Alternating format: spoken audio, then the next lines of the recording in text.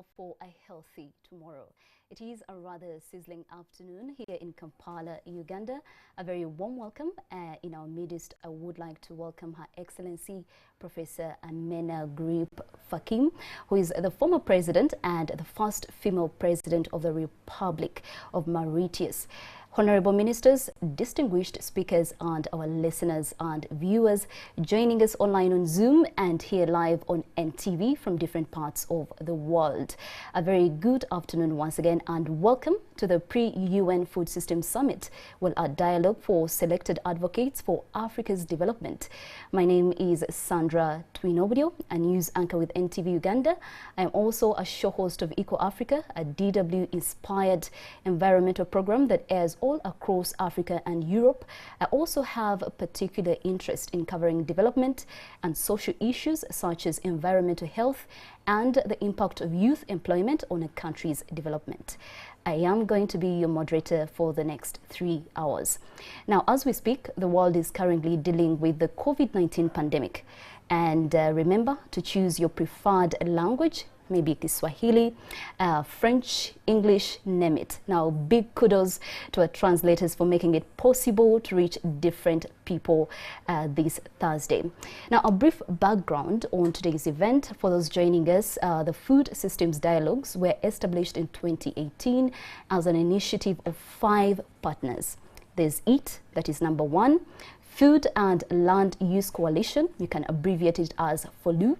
The Global Alliance for Improved Nutrition, also abbreviated as GAIN. World Economic Forum, WEF. Also, World Business Council for Sustainable Development. Now, in this period, over 40 dialogues have been convened in 23 countries across 6 continents, engaging over 2,500 food systems practitioners. In 2019 alone, the Secretary General Antonio Guterres of the United Nations called for a food systems summit underpinned by an inclusive engagement process to unleash the power of food to deliver progress on all 17 UN Sustainable Development Goals. Now, in preparation for the summit, a diverse range of stakeholders from youth activists to the indigenous leaders, from smallholder farmers to the scientists and also CEOs are all invited to identify the most powerful ways to make food systems stronger and more equitable. Now, these classic versions of dialogues about food systems are a foundation and source of inspiration for the Food Systems Summit dialogues. Now, the 2030 Agenda for Sustainable Development and the future of our planet and its people, we know that it does depend on well-functioning food systems everywhere. They should be sustainable, produce foodstuffs that are affordable, safe, and nourish people. They should do this in ways that restore ecosystems and ensure prosperity for all producers, processors, and also the distributors. Now, they should make the lowest possible contribution to climate change, something that we are currently battling with. Yet, most current food systems are not working properly for people, for the planet, and for a common future. So the dialogue today aims to answer the 2 fundamental questions. 1, how do we achieve sustainable food systems in Africa while ensuring natural resource and environmental health? Brilliant question. What must Africa do to feed itself and use its comparative advantage to feed itself and the world? Now, a few house rules for those that are for our speakers.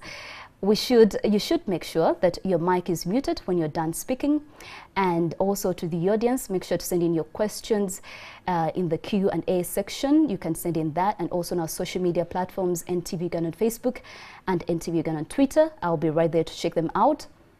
To our speakers again, you have strictly 10 minutes, and I will pick a few questions from the audience at the end because we do have an open discussion. But it is also important for our speakers to keep checking the questions too, so that if there's a critical question they feel it needs to be answered, they can answer it. Now, before I introduce and I invite our amazing speakers today, allow me invite Professor Adipala Ekwamu, who, by the way, is the chief organizer of today's event. He is the executive secretary of RUFORUM, a regional network of universities across Africa, to explain more about the United Nations Food Systems Summit and the purpose of today's dialogue, just in case you're also wondering why we're here today. He is one of the 100 individuals appointed by the United Nations Secretary General to mobilize global participation in the United Nations Food Systems Summit dialogue. Professor Adipala Ekwamo, a very good afternoon and welcome.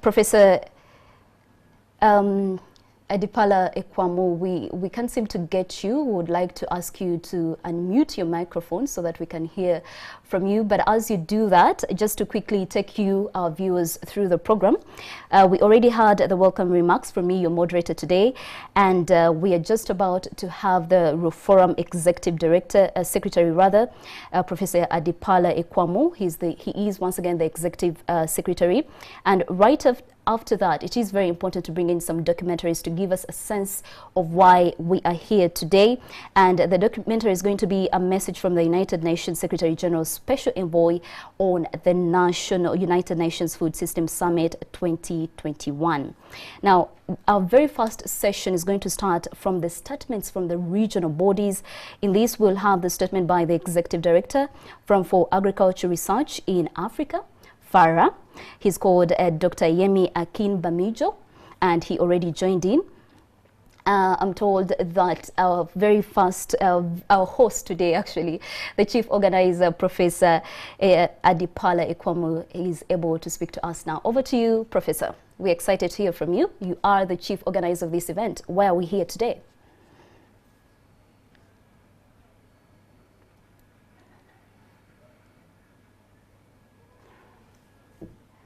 Professor Adipala Ekwamo, can you hear me?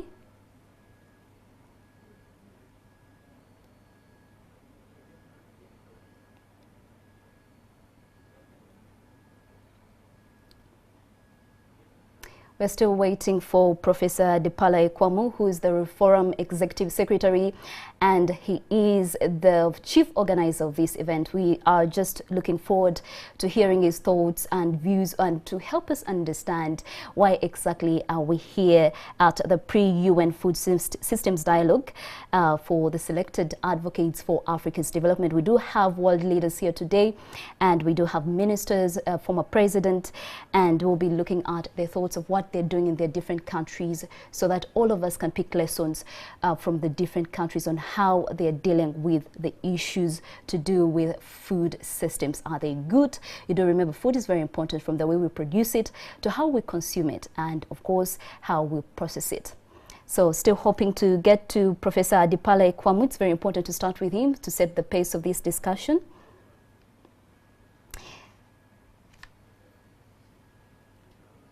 Professor Adipala Ekwamo, we are still waiting for you. Now, just to look at the program once again, we will start with the statements from the regional bodies. Like I mentioned earlier, we'll have the statement by the Executive Director from FAO Agriculture Research in Africa, that is FARA, and that is going to be led, we'll get to hear from the Dr. Yemi Akin Bamijo. We'll later have the statement by the Director General, Arab Organization for Agriculture Development, that is Professor Ibrahim El Dukeri. And later, it will be followed by the statement by FAO Assistant Director General and the Regional Representative for Africa, Professor Abebe Haile Gabriel. So those are some of the people that we'll be having today. Now, we'll also get a statement from African University's representative, and this will be read to us by Professor Teresa Akenga, who's the Vice Chancellor at the University of Eldoret, that is in Kenya. We're still, of course, waiting for Professor Adipala Ekwamo. Now, you know, when we talk about technology, sometimes it does get a bit tricky, but we are trying to sort that as much as possible. Hopefully, Professor Adipala Ekwamo can get to address us as quickly as possible. We are looking forward to hearing from you, Professor.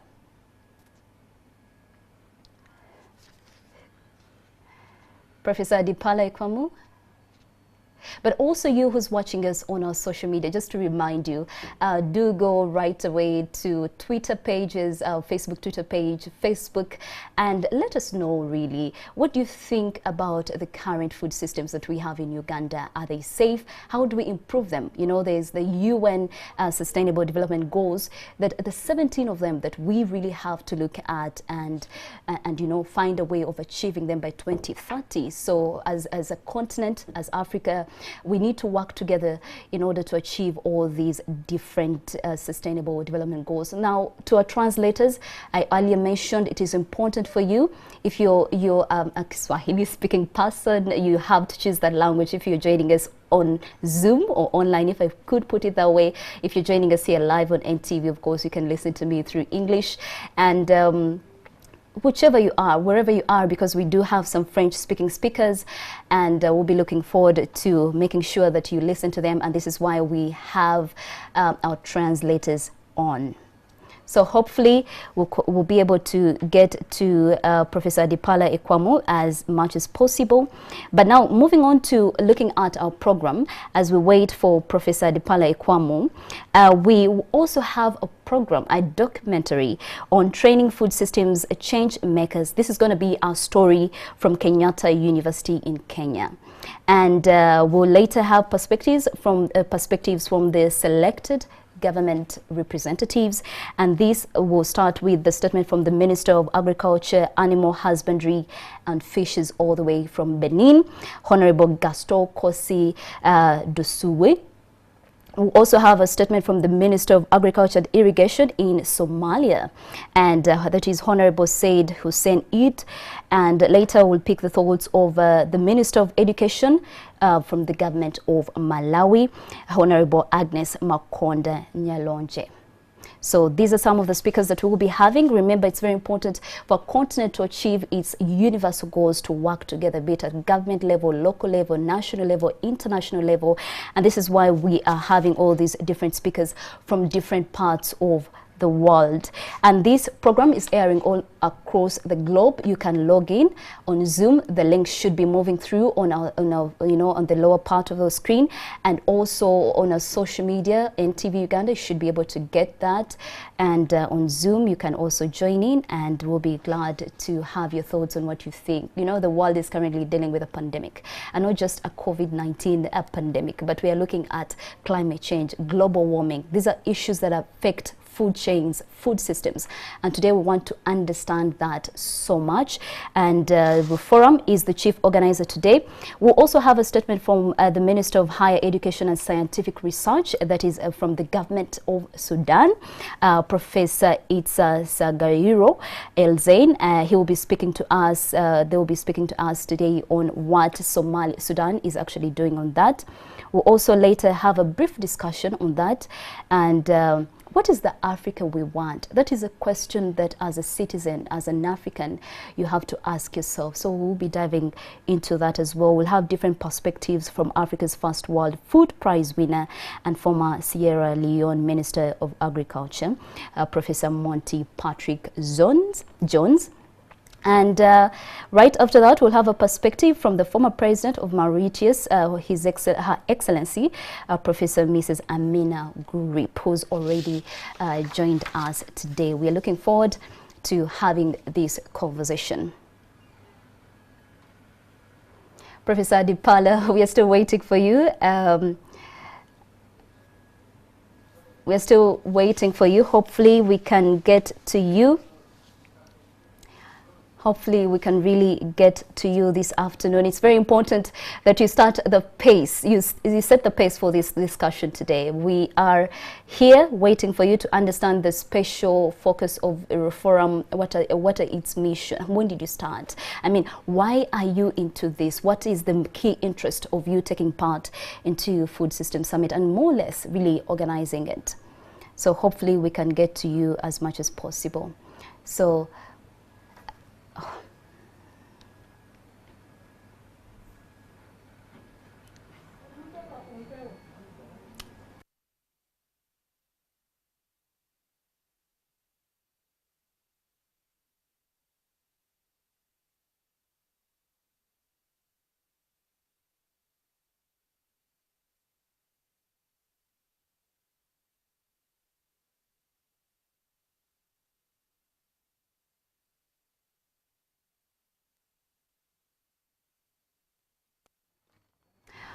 Ladies and gentlemen, you're still watching us. We're coming to you live from NTV here in our studios at the Serena Conference Center. We are live here and also live on our social media platforms and also on Zoom. You may be wondering what is happening here today. We are discussing the food systems dialogue, the different issues that affect the food chains. Why is it important for us to be having this discussion? So welcome once again to the pre-UN Food Systems Summit Dialogue for selected advocates for Africa's development.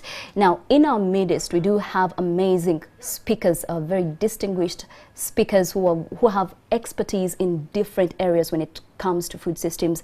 And I earlier mentioned that we have a former president amidst us. We have honorable ministers from Somalia, Benin, Malawi. So we are looking forward to having all their thoughts today. But at the moment, we are waiting for Professor Adepala Ekwamu, who's the Executive Secretary of Reform, an organization that is the bigger organizer of this event. So that is why it's important for us to work towards hearing his thoughts, and this is exactly what we're doing to understand why this is very important. I mean the summit, why is it important for us to have it? Where does it originate from?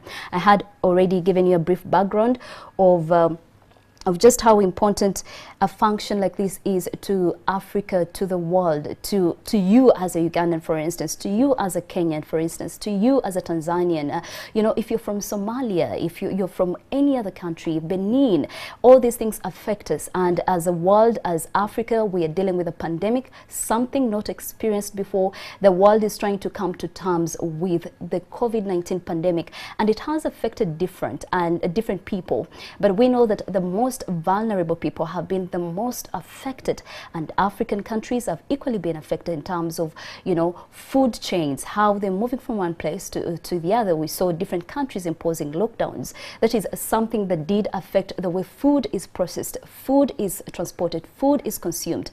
And we are diving into this discussion that has been organized by the Reform, and we want to understand why it is important for us to be having such a discussion this Thursday afternoon, and most importantly to dive into what Africa can do. What is the Africa that we want? Can we work together, regional bodies, governments, people, citizens?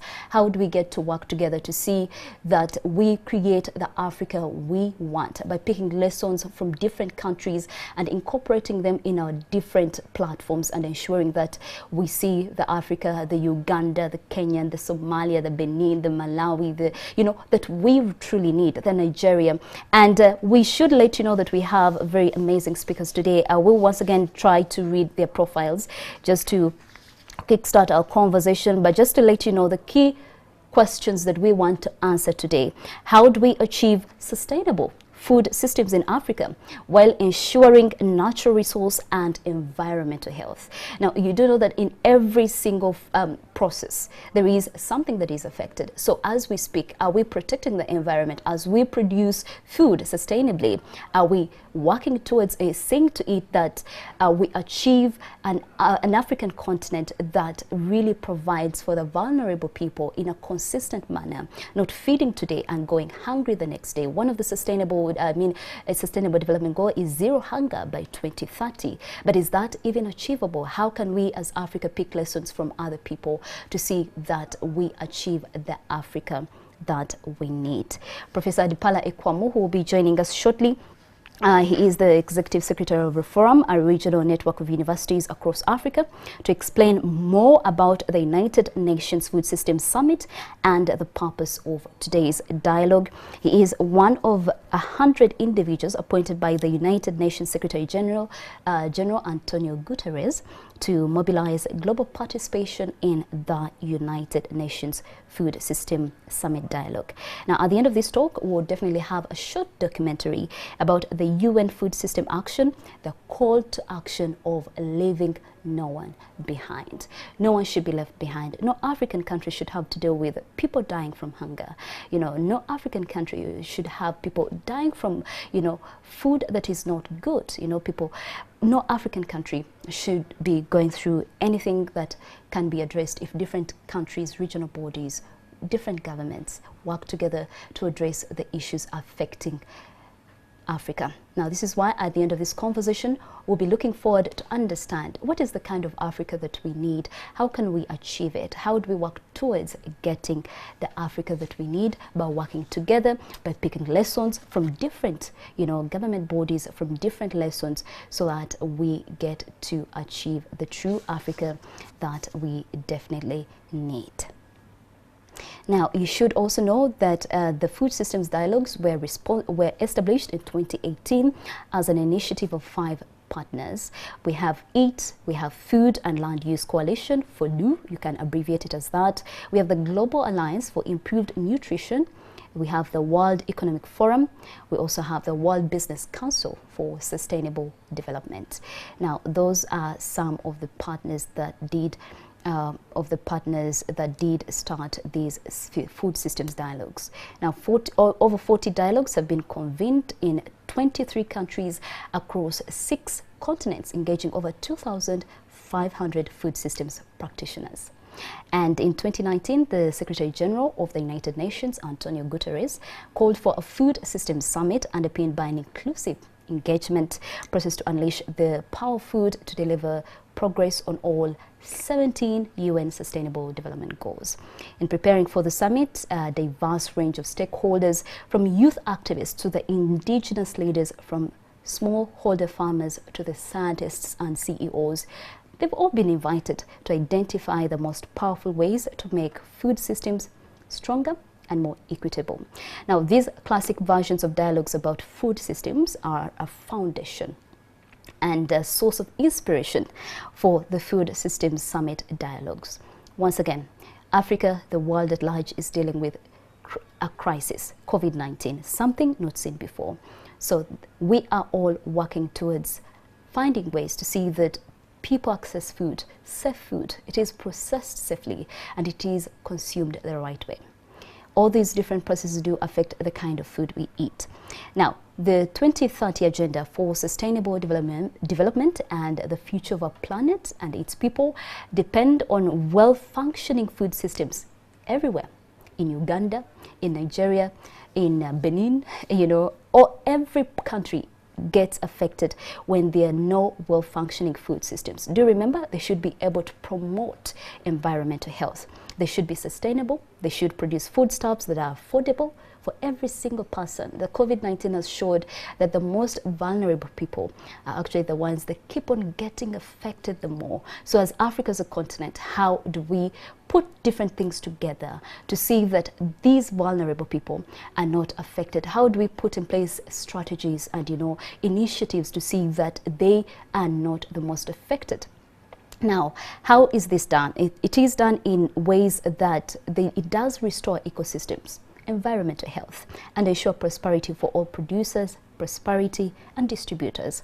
They should make the lowest possible contribution to climate change, yet most current food systems are not working properly for people, for the planet, for our common future. The dialogue today aims to answer 2 fundamental questions. How do we achieve, that is number 1, how do we achieve sustainable food systems in Africa while ensuring natural resource and environmental health? Very important question to be having at this point in time. What must Africa do to feed itself and use its comparative advantage to feed itself and the world at large? So for you, once we have a speaker set to address us, we'll definitely ask that you send in your questions. If you're joining us online on Zoom, you send in your questions in the Q&A comment section, and we'll be going through them and picking out a few so that when we open the discussion to the general public, you too as well can be part of that. I mean, your questions can get answered. You can also note who it is directed to. So when a speaker is addressing us, please do endeavor to pick out a few things that you'd want to see, dealt with. And at that very moment, we'll be able to share it with the speaker and they will answer you right away. We are still doing our level best to see that Professor Adipala Ekwamu addresses us this afternoon. It's very important. He is the chief organizer of today's event, very key in today's summit, and we would like to pick his thoughts on today's summit just from, host's mouth. What is this event? Why is this event very important for us as Uganda, for us as East Africa, for us as the world? Because this thing is being aired all across. Why is it important for us to be having this discussion?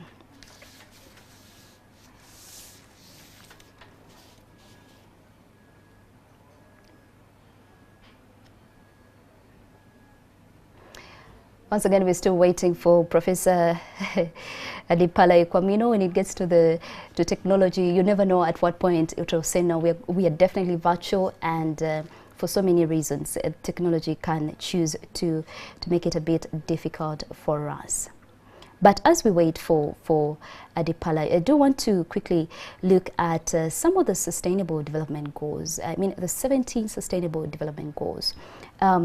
As we look at achieving proper food systems, all the Sustainable Development Goals do get affected if the food chains are not properly addressed, if people are still dying from hunger, if people are still dying from poverty, not being able to afford a basic meal.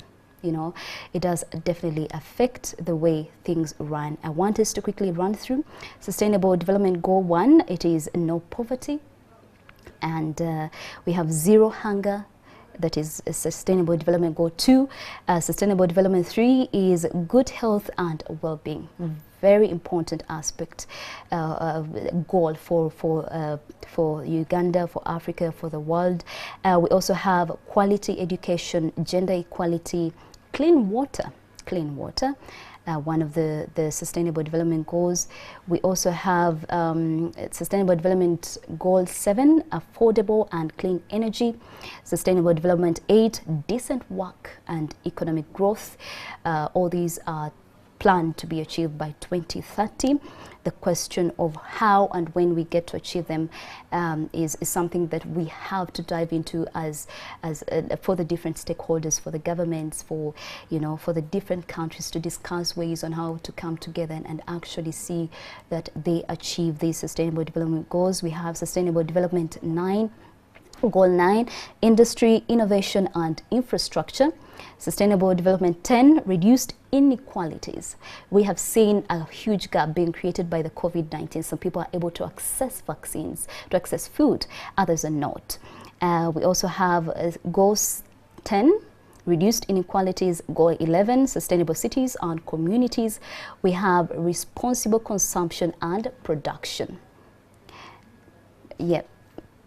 So, ladies and gentlemen, Goal 13 is climate action. We have life below. Life below water. Very important also to take that. Aquatic. There is a dialogue that was actually still in this same food summit. The food we eat from the water bodies. We have land. Life on land is very important to achieve a healthy place for the life on land. Peace and justice, and also the strong institutions, and finally partnerships for the goals. Now, this is why today, in terms of the Food Systems Summit Dialogue, we are having different world leaders to pick their thoughts on what different countries, different institutions, education systems, what are they doing? How do they all fit within the same to actually achieve the entire goal of zero hunger? How do we look at the 17 goals and incorporate them in day-to-day life to see that we achieve all the things that we need to achieve? So yes, today we're having a very fantastic conversation on Food Systems Summit. We want to understand what are food systems, for example. When someone says food systems, what comes to your mind? Why is it important for us to be having that discussion this afternoon? Why is it important for Uganda, for Kenya, for Africa, for the world to be considering finding proper ways of achieving proper food systems? You know, it just doesn't start from the way you eat it. It goes all the way to the time people producing it, to the way they process it. And sometimes the process can get a bit unhealthy. And in this way, people can actually get affected. Hopefully, we can get to one of our speakers. That is my hope, that we can get one of our speakers.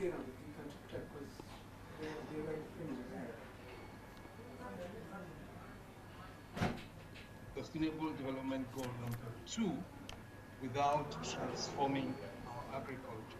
What does that mean? The continent today is at least 1 billion people serving 3 billion meals on a daily basis. But the bulk of these meals are actually sourced from outside the continent, a continent that has over 60% as youth in its population, that has 65% of the arable land in the planet, and 80% of the fresh water on the continent, or 80% of the global fresh water on the continent. So when you look at these figures, it simply does not add up. We shouldn't be in a position where we are today, but to be able to change that narrative, we will need quite a bit of transformation. As I said before, we have about 75% of the population also depend on agriculture. Therefore, raising agricultural productivity would ultimately lead to the improvement of livelihoods of our populations. And therefore, we need to look at how research and science, for that matter, is being used, being deployed to raise productivity in a way that livelihoods are enriched. And this, I believe, is the core of the concern of Mr. Guterres, speaking to the food system that will really help Africa and the world at large to once and for all address in a holistic manner the whole gamut of our food production system, including the markets. And so we need to therefore now apply and promote science, technology, and innovation to be able to have the kind of transformation that will lead us to achieve Sustainable Development Goal number 2, and ultimately containing food insecurity.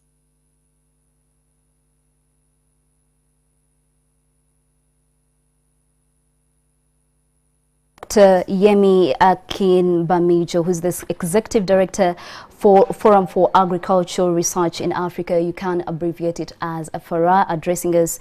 We did start with the regional bodies as a result of a few technical issues here and there, and I do hopefully want to get back to him to ask him just a very important question. I know his organization works towards ensuring that science and agriculture fit within the same gap to provide proper systems of doing agriculture. Would like to pick his thoughts on what should be done when it gets to Africa and Africa-wide and also country levels. What are the different strategies and what should be really done to achieve proper food systems? And also we'll be speaking to him on, when we finally get to him, on what should be the role of the different actors. For instance, you know, the different regional bodies, the government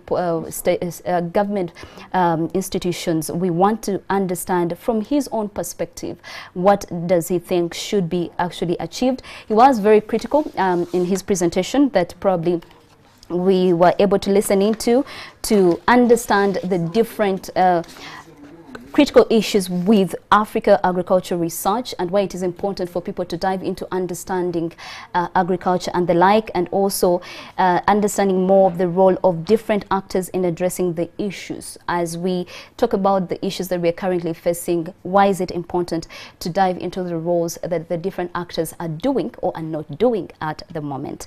A very important conversation from Dr. Yemi Akinbamijo, who's the Executive Director for Agriculture Research in Africa. A very good afternoon once again. You're watching us live here at NTV in our studios at the Serena Conference Center. I am the moderator, Sandra Twinoblio. We also have amazing distinguished speakers. We of course having a bit of challenges here and there with technology, you know what happens with the internet and the like. We are coming from different countries, so it can be a bit difficult, but we're trying our level best to see that we can get all the different speakers share with us their thoughts. You can join us and be part of the conversation on Zoom, and also be part of the conversation on here on live, and you can send us your comments on our social media platforms, NTV Uganda on Facebook and NTV Uganda on Twitter. We're earlier supposed to have Dr. Adipala Ekwamu, who is the chief organizer of this event. He is the executive secretary of Reforum that is organizing today's pre-UN Food System Summit dialogue for the selected advocates for Africa's development. We hope to still get his thoughts because it is important. If he is setting this, he has set up this organization. It's key for us to understand why the summit is here, even before we pick from the regional bodies, from the government representatives. We have ministers, we have the former president of Mauritius here, and we want to dive into that conversation. Hopefully, the internet and technology can actually do us some justice. Like I mentioned earlier, the Food Systems Dialogue were established in 2018. You know, as an initiative for 5 partners. We have EAT, we have Food and Land Use Coalition, the Global Alliance for Improved Nutrition, World Economic Forum, World Business Council for Sustainable Development, and so far, over 40 dialogues have been convened in 23 countries across 6 continents, engaging over 2,500 food systems practitioners. You do know it's very important for food to be well taken care of from the time it is being produced to being processed and finally to being consumed. So our conversation is live here and also on Zoom. You can be part of a conversation here and on Zoom.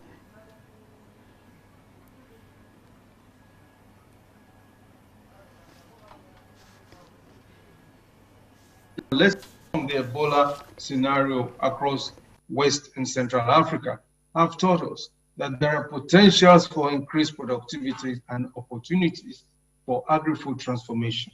So we must then do what we can to ensure that we are able to pursue a viable agricultural transformation to be able to improve livelihoods, because the livelihood of 70% or more of Africans still depend on that. The COVID-19 has delivered severe shocks to the food system, frozen a lot of things, and movements have been curtailed, livelihoods have been jeopardized, and so on. The impact of demand and supply are actually leaving some 132 million undernourished. And then this is the time for us to be able to help these people, to build them out of the cul-de-sac where they are in because of the impact of this disease. The science agenda, as I mentioned before, represents an urgent and realizable opportunity for our continent to be able to realize the agricultural potential. And Africa's economic model should be promoted to ensure that market-based or market-oriented approaches for agricultural products are given. To the African Union government and the Commission, we would like to say that we are not short of funds on the continent because we pay about 50 billion for food imports. But the political will does not seem to be strong enough, because if we will invest in the system that supports the national food system, we can become much more resilient and much more self-sufficient. The market-oriented system will be a very important approach to rescue and promote and strengthen our systems, the food systems. And lastly, the policy environment should assure that activities and services in the food systems are geared towards zero hunger. We should make agriculture attractive to the youth. There are so many youth in Nigeria, for example. You have the National Youth Service Corps. Why don't we have them focusing on agriculture and empowering these youth and making agriculture really attractive? We need to have good foresight systems to guide transdisciplinary approaches in solving the complex challenges. And lastly, we need to strengthen the capacities of the producers themselves and the SMEs, which is very key to generate effective demand for science, technology, and innovation. On this note, I yield back to the moderator. Thank you very much for your attention. Thank you so much. Thank you, Yemi. I do not know whether... Thank you so much, Dr. Yemi Akinbamijo. He is the Executive Director of the Forum for Agriculture Research in Africa. You can abbreviate it as FARA. Prior to that, he was the Head of Agriculture and Food Security Division at the African Union Commission headquarters in Addis Ababa, Ethiopia. He is an agriculture research and development specialist with considerable expertise in natural resource management, including crop livestock integrated systems, market-oriented production systems, regional value chains, and sustainable agriculture and climate change adaptation strategies. Thank you so much, Dr. Yemi, and maybe if you could still hear me. It is very important. We would like to hear your thoughts on the message that you would have for the United Nations Food Systems Summit, and what are some of those things that you think they should really prioritize. You did mention that it is key to strengthen processors, producers, and making agriculture more attractive. Can we understand more how African governments and the African Union Commission can actually help its different citizens here and there in different countries make this possible in order to make proper food systems? Now, as we carry on today, allow me, ladies and gentlemen, you're still watching the pre-UN Food Systems Summit dialogue here happening live on NTV and also on our social media platforms on Zoom as well. We would like to dive into another conversation from Professor Ibrahim El Dukeri, who's the Director General, Arab Organization for Agriculture Development.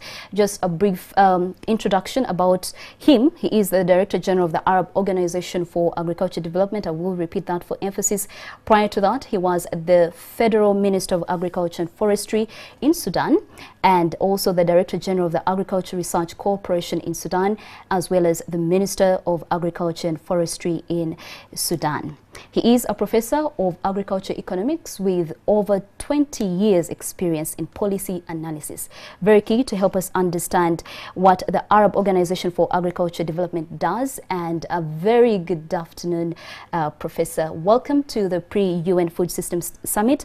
First things first, tell us more about the Arab Organization for Agriculture Development for our viewers to understand better what you do and why it is important for us to tap into what you have done.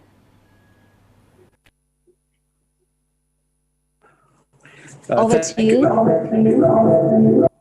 Thank you very much, Madam Moderator. I'm privileged to be present in this important gathering. Let me get directly to the question that you posed.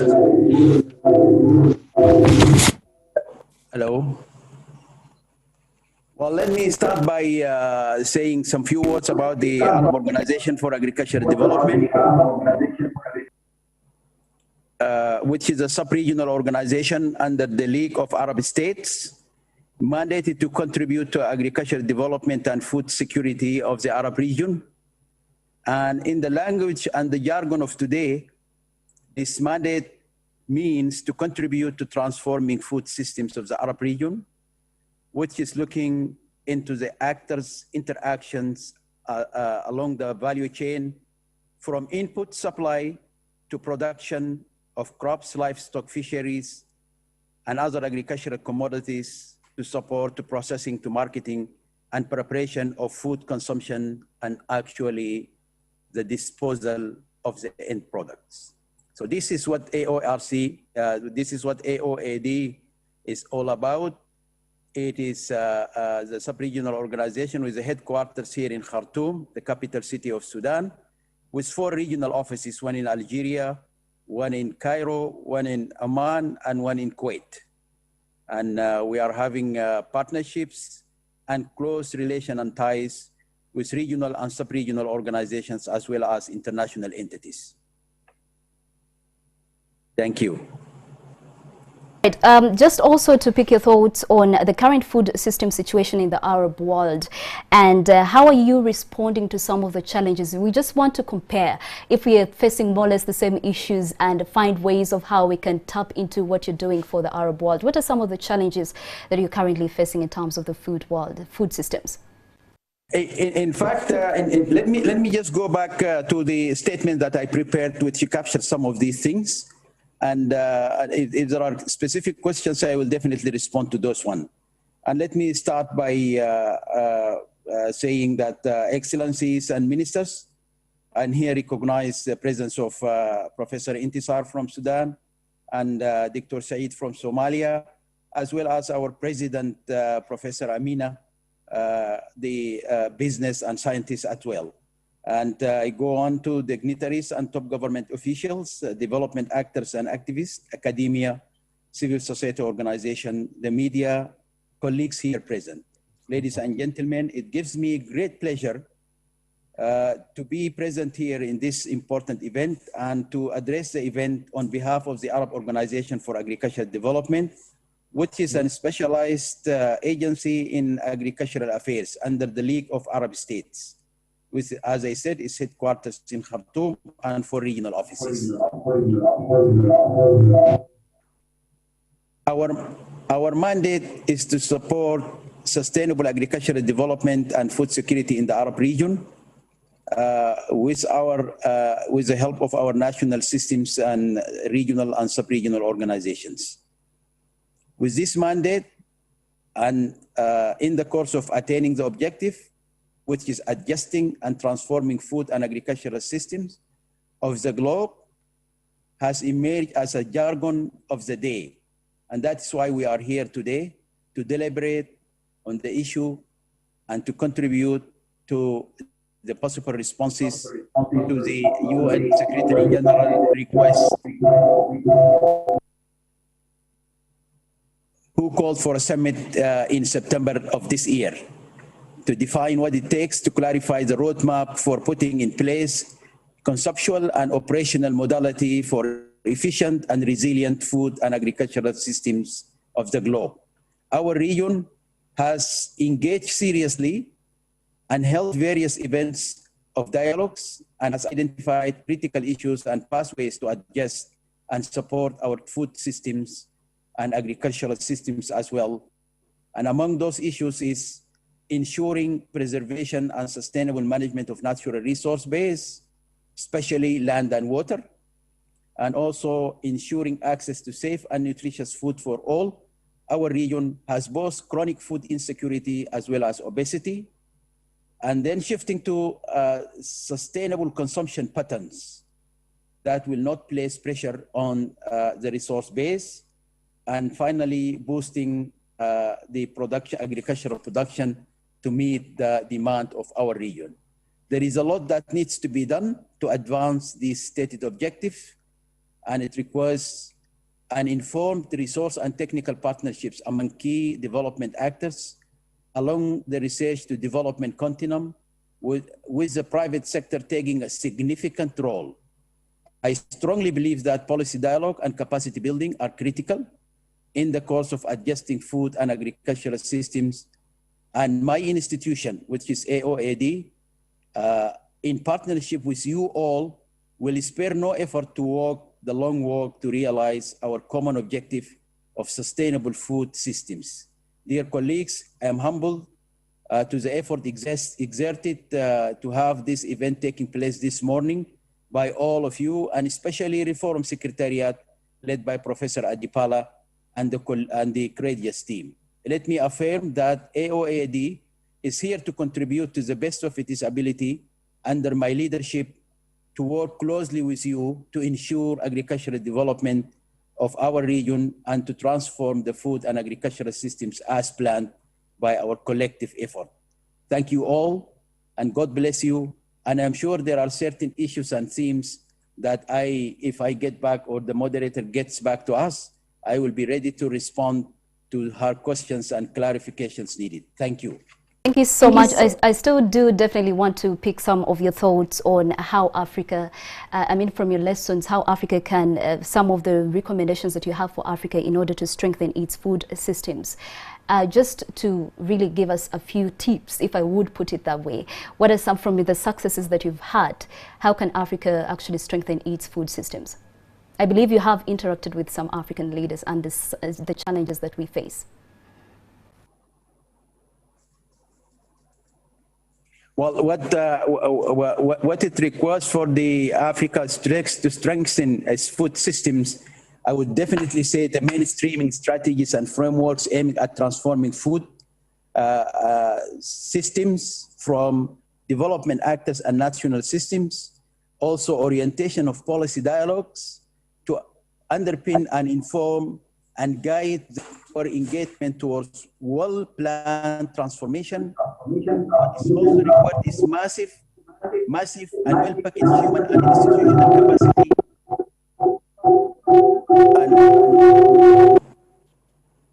and institutional capacity engagement, serious private sector engagement, as well as advancing public-private relationships, and finally, orientation and focusing more and more on the drivers and game changers. And I'm picking up 3 of those. One of those is namely the value chain development, entrepreneurship development, and digital transformation, especially for youth and women in our region and in the African context. Thank you. So much, Professor Ibrahim El Dukeri, the Director General of the Arab Organization for Agricultural Development. You who's watching us, you can send us your questions and we will pass them to him. But according to him, the region has engaged seriously and has held different events of dialogues and has identified the critical issues and pathways to adjust and support the food and agriculture systems among those different issues. Among these, he said that it is important looking at ensuring preservation and sustainable management of the natural resource base, and also ensuring access to safe and nutritious food for all, shifting to sustainable consumption partners, and boosting nature positive production at sufficient scale, and finally advancing equitable livelihood and value distribution. The thoughts of Professor Ibrahim El Dukeri, joining us all the way from joining us, and he is the Director General of the Arab Organization for Agricultural Development.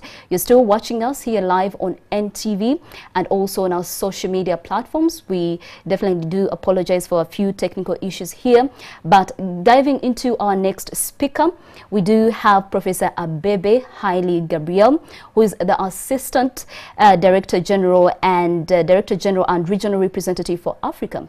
He has more than 30 years of experience in strategic leadership and management in complex environments at national, sub-regional and regional levels, focused on agriculture and rural development in Africa. Ladies and gentlemen, he holds a master's and doctorate degrees in agriculture and rural development from the International Institute of Social Studies in the Netherlands, and a Bachelor of Science or degree in agriculture economics from the university in Ethiopia. Professor Abebe Haile, a very good afternoon. Very excited to have you on the panel today, and we are looking forward to picking your thoughts on what exactly you're doing and the role of the Food and Agriculture Organization. We want to understand what role is it actually playing towards the organization of the Global Food Systems Summit and for the support to Africa. Over to you. Thank you, Madam Moderator. Excellencies, distinguished participants, all protocols observed, the Professor Adipala Ikwamu, Reform Executive Secretary. Greetings to you all. Let me start by congratulating Professor Adipala for hosting this important pre-UN Food System Summit dialogue, and thank him for inviting FAO to make a statement. I would like to start by stating the obvious, that the food system that Africa aspires to build is not essentially different from what the rest of the world wants to achieve.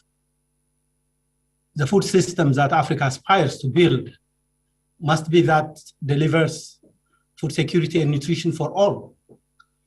It should be a system that sustains the livelihoods of the diverse agri-food system actors along the agri-food value chains. It should also be a system that does not compromise the economic, social, and environmental basis needed to ensure the food security and nutrition of future generations.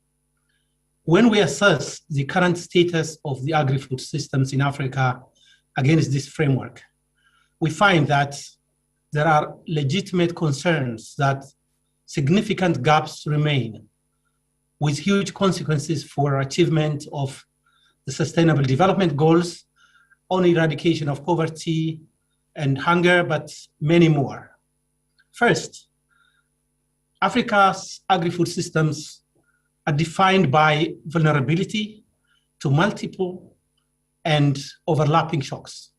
So a notable feature of Africa's food systems is the issue of having to deal with these multiple and overlapping shocks and threats. Colleagues who have spoken before me alluded to some of them, such as the climate-related shocks, the transboundary pests and diseases, example, the desert locust in Eastern Africa, the fall armyworm, the conflicts.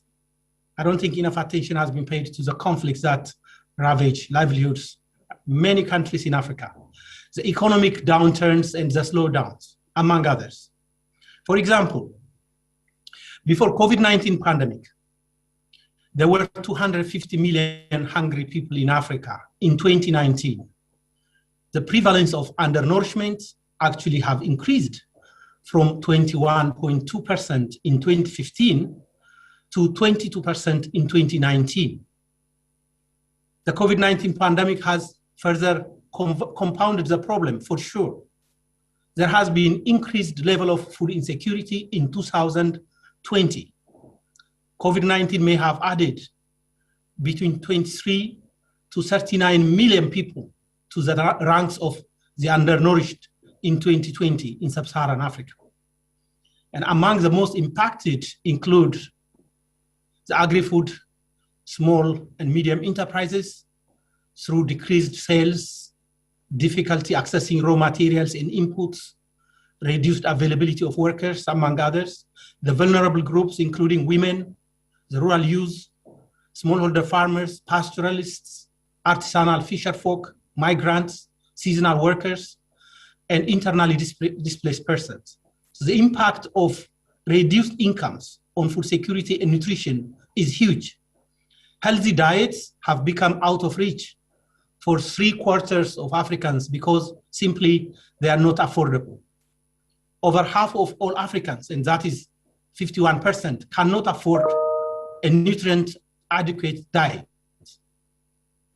And globally, there are about 185.5 million people who cannot afford an energy sufficient diet. The vast majority, 80% of these live in Africa. What's more worrisome is the fact that adequate mechanisms to effectively manage the impacts of those shocks and threats are either weak or non-existent. For example, African governments, with very few exceptions, could not provide for stimulus packages or protection systems similar to what the developed countries have done, mainly because of fiscal constraints. There are concerns that most African economies will not be able to provide post-pandemic recovery options. These capacities have been further dwindled because of public health emergency considerations due to COVID-19 pandemic. Recovery is therefore likely going to be slow and uncertain because the crisis is still unfolding. Second, the agri-food system in Africa features a lot of inefficiencies caused by structural deficits. My friend, Dr. Yemi has alluded to a lot of this. A definitive feature of agri-food systems in Africa is the resource use inefficiencies. The source of agriculture growth in Africa has largely been through expansion of the cultivated area at the expense of forests, grasslands, and other uses, rather than from increased productivity. A recent study by FAO on land use changes between 2000 and 2018 indicates that about 12 million hectares of forests were cleared and converted to cropland. Water use efficiency has been the lowest compared to other regions, showing only marginal improvements over time. Irrigated agriculture is still in single-digit percentage points, about 7% on average. Failure of rains in just one season could have devastating impacts and could wipe out whatever little progress may have been achieved. These practices are not sustainable. In addition, there are significant leakages along the agri-food value chains. Post-harvest losses in Africa are estimated to be about 14%. And this is one of the largest against a backdrop of low production levels overall. The task of food processing usually falls disproportionately on women. In many African countries, women spend on average 4 hours per day pounding grain. This is huge dependence. There is huge dependence on food imports in several countries. Weak intersectoral linkages, market and institutional failures. For example, low farm gate prices running parallel to high urban food prices within relatively short geographical distance. This is one of the things which we have observed in COVID situation. The good news is that there is a way out of these undesirable situations. And this is through transformation to a more efficient, more inclusive, more resilient, and more sustainable agri-food systems, which provides a lasting solution. FAO encapsulates strategic actions around 4 interrelated betters, namely better production, better nutrition, a better environment, and a better life for all. In Africa, where smallholder agriculture is predominant, agriculture is not only the source of food, but also the source of incomes and livelihoods. Better access to productive resources, to information, technology, infrastructure, markets is therefore key. Naturally, most of these solutions reside not just within the ministries of agriculture per se, but in several other sectors: trade, industry, health, infrastructure, energy, environment, and of course, education, science and technology, and finance, among others. Hence, multi-sectoral engagement and coordination remains to be key. A relevant question to ask would be whether public policies and practices have not systematically neglected agriculture and the rural sector in Africa. In other words, is the agriculture sector a policy priority? Available figures on allocation of public investment in agriculture indicates that it has been low, but also declining over time. For example, the Agriculture Orientation Index for government expenditure fell from 0.64 in 2001 to 0.15 in 2018, Africa-wide. Now, let's compare this with the commitment to allocate at least 10% of the national budgets to agriculture in the context of the CADEP. We need to recognize the fact that the agri-food systems involve several actors and stakeholders, not just farmers and the government. Hence, multi-stakeholders engagement is absolutely necessary. This is also an aspect of the inclusive process. In terms of policy, governance, and investment, we may need to focus on the following, at least. First, address issues related to access to resources and opportunities to rural producers and the disadvantaged social groups such as women, the youth, among others. Second, address the infrastructural deficits in its both soft and hard aspects, digital agriculture, but also roads, storage, processing, transportation, logistics, skills, and so on. 3, address the issue of incentives to invest by relevant actors across agri-food value chains. And this is about bringing value to the farmers, to rural producers, to consumers, investors, and so on, such as factoring in consumers as significant stakeholders for healthy and nutritious diets, for example.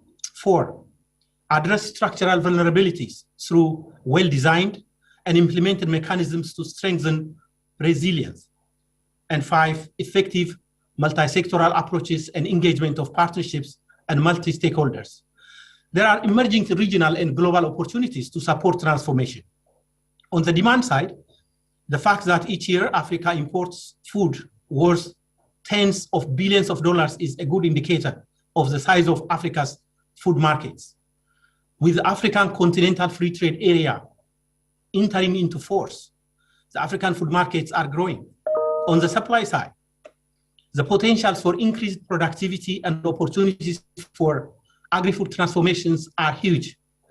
For example, according to some estimates, Africa could be 2 to 3 times more productive. Advances in technology and innovation are providing immense options in generating knowledge and providing solutions to increase productivity.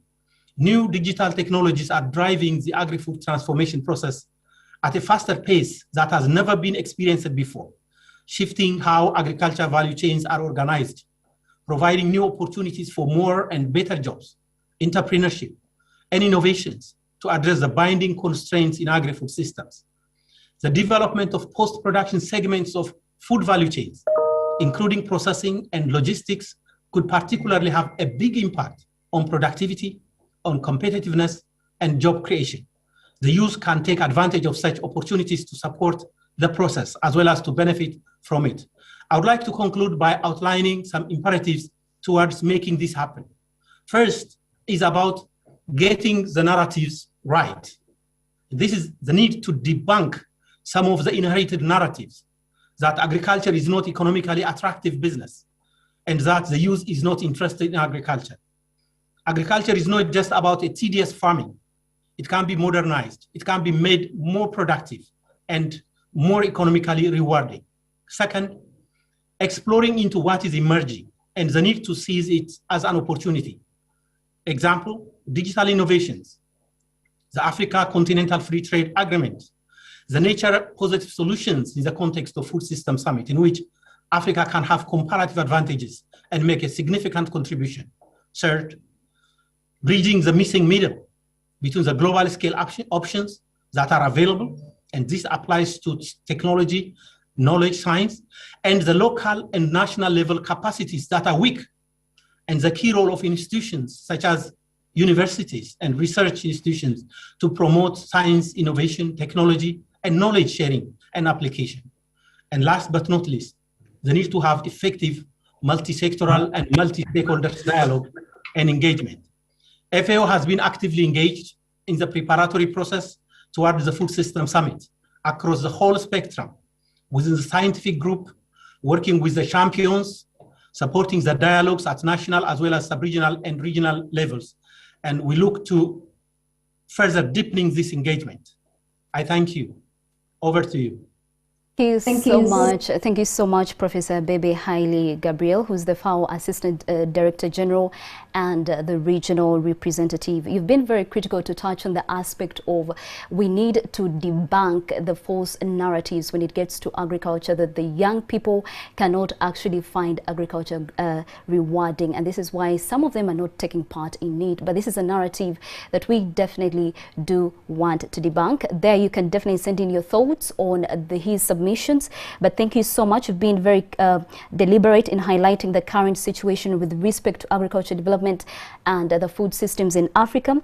And you've been also very deliberate in pointing out some of the critical issues to be considered and the actions needed to strengthen the food systems in Africa, and how, of course, how do we make our agriculture sector more competitive by getting more young people involved and making it more attractive, because we have seen with the COVID-19 pandemic that most communities have actually turned to agriculture. The agriculture sector, it has been the sector in some countries that has been left to operate among the essentials. I mean, how do we see that different people do actually take part into that? We also saw that you said it is important to let governments focus on making it easy for people to access resources, and also address the infrastructure deficit that does affect the food chains, food systems, and also address the issue of incentives, the structural vulnerability. Thank you so much, Professor Bebe Haile Gabriel. If there are any questions in the chat, we'll definitely dive into them and we'll send them to the speakers. You're still watching the pre-UN Summit, Food System Summit, and we're coming to you live here in our NTV studios at the Serena Conference Center, and also live on our social media platforms. Do remember, you can choose the language that you need. Kudos to our translators that are making it possible for us to speak to different and reach to different people that are joining us today. This is a very important conversation because all of us really can be affected if food is not processed properly, produced properly, and also consumed the right way. Ladies and gentlemen, do allow me to pick the thoughts of Professor Teresa Akenga, who is the Vice Chancellor of the University of Eldoret in Kenya. Prior to joining the University of Eldoret, she served in different academic and administrative capacities in Kenya and Rwanda. She has a wide experience in training, research, leadership, and management. As a leader, she is a member of the different regulatory professional bodies which comprise of the Forum Board, Executive Committee, the Forum for Women Vice Chancellors in Africa, and the Organization for Women in Science for the Developing World. A very good afternoon, and thank you so much for joining us today. I'm sure you've heard the submissions of the speakers today. We just would like to pick your thoughts on how you think different institutions can play a key role in seeing that the food systems in Africa work for the different African countries. Over to you. Thank you very much, Madam Moderator. Your Excellencies, distinguished panelists, ladies and gentlemen, it is with great honor that I bring you greetings from the African universities, and in particular from the Board of Trustees of the Regional Universities Forum for Capacity Building in Agriculture.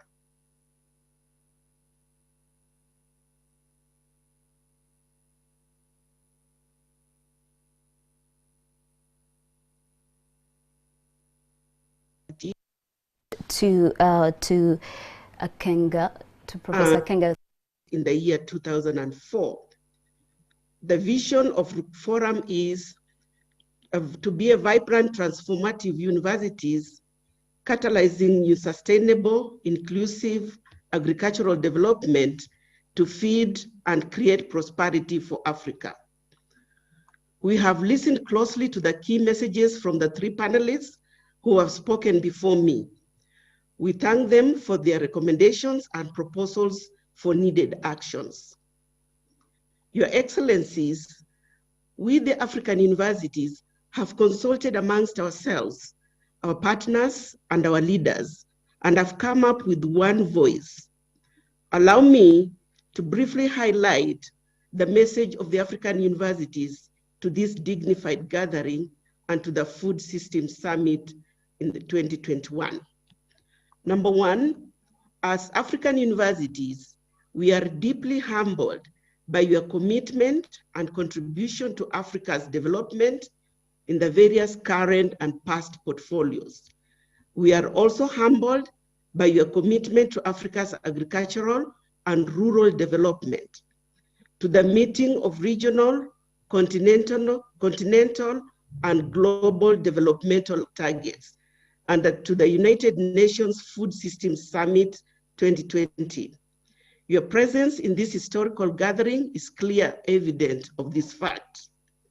Number two, as the African Vice Chancellors of the Forum Network, we are committed to supporting the African Union Commission, sub-regional organizations, and African national governments in identifying and implementing continental game changers that can transform agri-food systems for the benefit of our countries and people.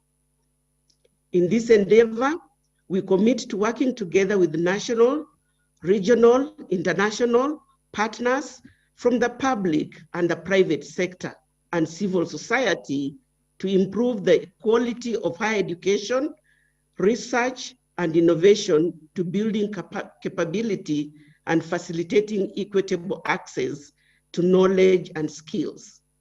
In so doing, we seek to ensure that no one is left behind on the continent. To this end, the third point, the actions to support the 2021 United Nations Food Systems Summit process to achieve successful outcomes, we specifically propose efforts towards A, mobilizing resources for continental initiatives that support human capital development that increase Africa's capability in research, innovation, and entrepreneurship.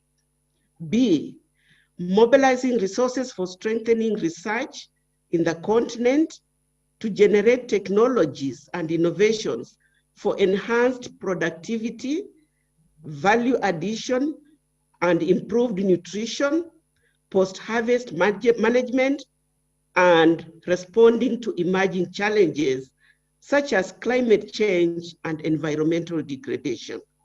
C, ensuring that the results of investments in university education, training, research, innovation, and outreach programs, in particular, the highly skilled alumni and technologies generated are integrated and used to stimulate local and continental-wide economic recovery and socio-economic development. Ruforum universities will adopt a holistic, multidisciplinary, multi-stakeholder approach to ensure that indigenous knowledge and modern science and technologies are integrated into university teaching, research and innovation agenda to take advantage of opportunities of youth to see the value and prospects in agriculture to overcome the challenges in African food systems. We reaffirm that African universities' investment will be used to support faculty and students working on priority food systems transformation actions in partnerships with smallholders, SMEs, and disadvantaged communities, women, youth, and refugees, thereby giving early exposure for our youth to agribusiness and building trust in universities as being integral to Africa's social and economic progress. To this end, successful past and ongoing initiatives, including scholarships and graduate training and graduate research grant programs, making agriculture fit for purpose, will provide the foundation for the selected game changers that Ruforum has identified, consistent with the 5 tracks for the 2021 United Nations Food System Summit. Your Excellencies, ladies and gentlemen, in closing, Ruforum Vice Chancellors urge this dignified gathering to advocate to the United Nations Food System Summit to endorse our efforts for securing long-term and focused investments from governments and development partners to support African universities to deliver high-quality tertiary education, research, innovation, and outreach programs for realizing our collective agenda for food systems transformation in Africa. We call upon our leaders and all of us and our partners to promote and integrate inclusivity in our development, especially access to education, to ensure, as I said earlier on, no one is left behind. We call about African Union Commission to engage African universities in initiatives including EU-AU partnerships for sustainable agricultural development, food and nutrition security, and in climate responsive initiatives. We call upon African Union Commission again and the committee of 10 African heads of state and governments championing education, science, technology, and innovation development in Africa to create a higher education fund for Africa, in brackets HEFA, for strengthening staff capacities and increasing the pool of African women scientists in African universities. I hereby submit, and I thank you all for listening to me.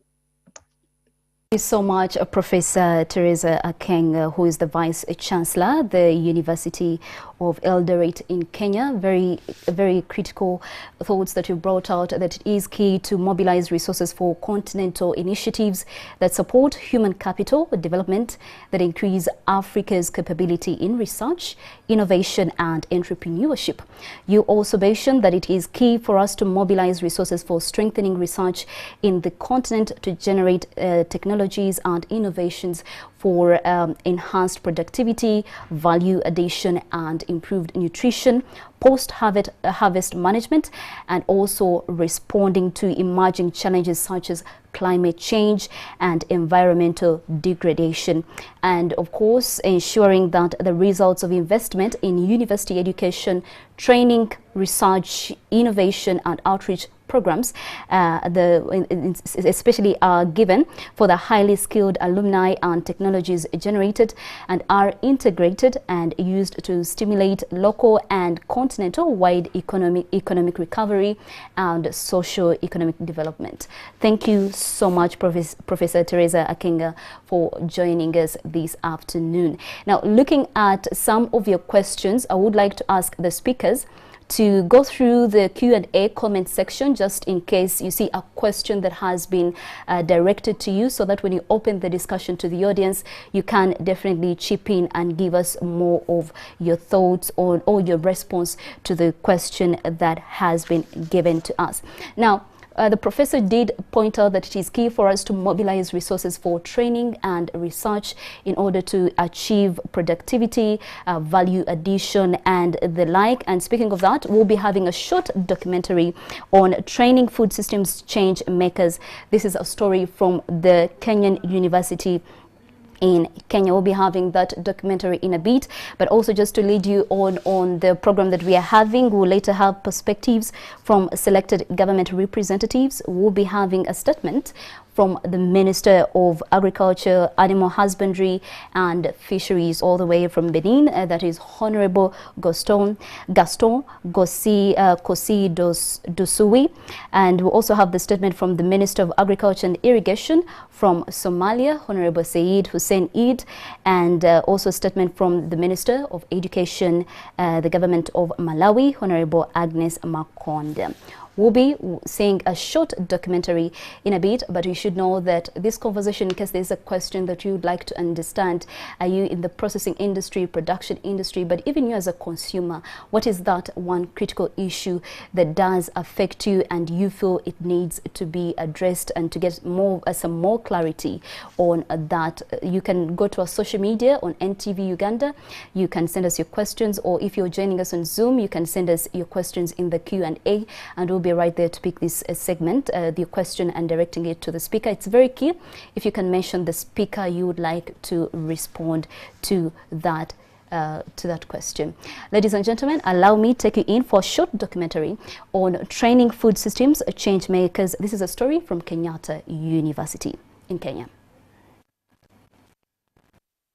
From Nairobi, Kenya, Roo Forum grantee and plant scientist Dr. Maina Mwangi is traveling through central eastern Kenya to visit a very special banana farm. With us today, we have one of the students who was supported by this project. This is Jerry, seated next to me. My name is Njeri Njao, and I'm at Kenyatta University. And I'm all passionate about agriculture, all passionate about food security. That is my cup of tea.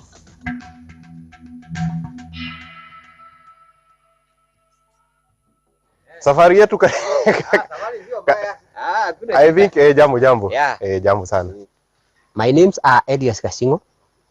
I am a father of 3 children, 2 daughters and 1 boy. I'm a farmer of banana. Before I was a coffee farmer. Yeah, before the bananas were introduced to me. I have always wanted to interact with farmers. Sometimes I used to think maybe it's just lab and more lab, but this was awesome. I am the student. This is the student now. They come with the measurements and taught us how to prepare. The challenge the farmers were facing was, first of all, obtaining healthy planting materials, seedlings. Farmers could not afford suitable seedlings, and so they borrowed them from neighbors. Unfortunately, this meant that they were also borrowing soil-borne pathogens. This is the banana variety they were growing before. It's called a Gros Michel. Has big bunches, nice fruits, but it is very highly susceptible to these soil-borne pathogens. And one solution was to bring in varieties that are not affected. We wanted to come to this community and establish nurseries. You know, identify farmers who can host a nursery. A cluster of other farmers would learn from there. Elias is the chairman of a local banana farmers cooperative with 2,000 members, many of whom have been trained to boost productivity. Production is high. That's why I am saying we need some variation and we need the export market. Each enormous bunch of bananas on this farm weighs over 100 kilograms and will sell near an astounding $30 each. I think the potential for this family is great. And especially for the young people right now, we find that young people do not want to go into farming. But I'm sure right now, young people around this village will want to go into farming because they have seen the kind of potential it has. In my home, now I have the children, they want to run. Now that's where the money goes. I'm very secure. If I think of something, I can do it. I'll tell you frankly, I had great hope that the project would succeed, but I had no imagination that it would have this impact, empowering communities. And I believe we are doing that very well because of the well-crafted program that Ruforum is supporting. Ruforum, big thank you. You are making food security happen in Africa, making us the innovators we really are to make Africa the food basket it is. I won't sit back and hope for change, that I will be the change that I want to see.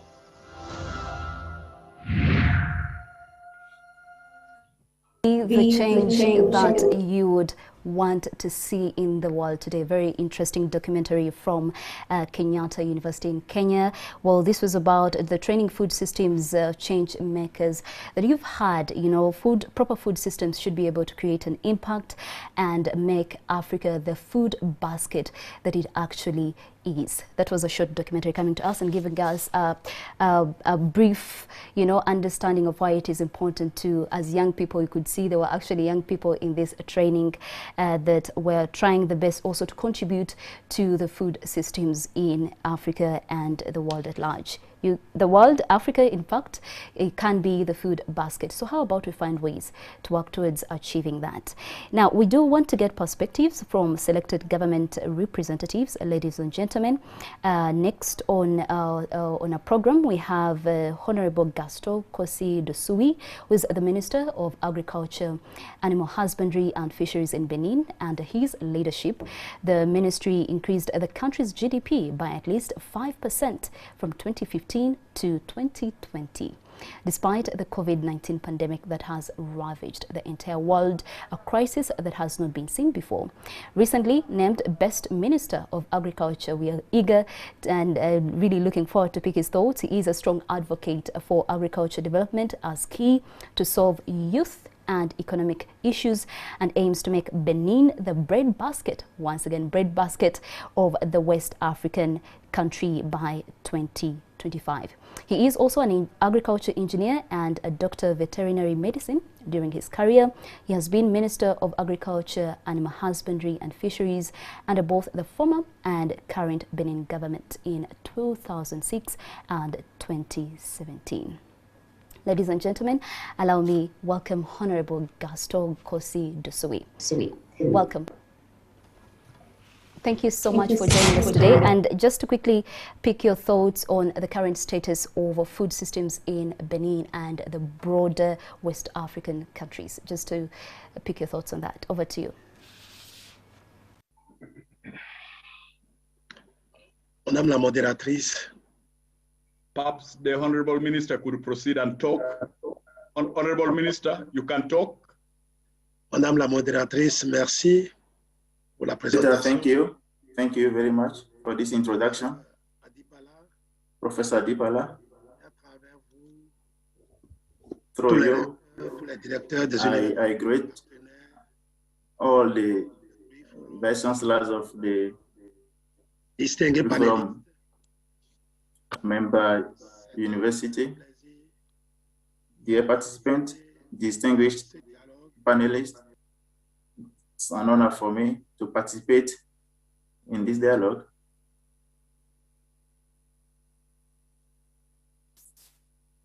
It's quite interesting to see that you have targeted some of us not what we expected to come in and to provide our perspective on the current status of food systems in West Africa and Benin. I thank you.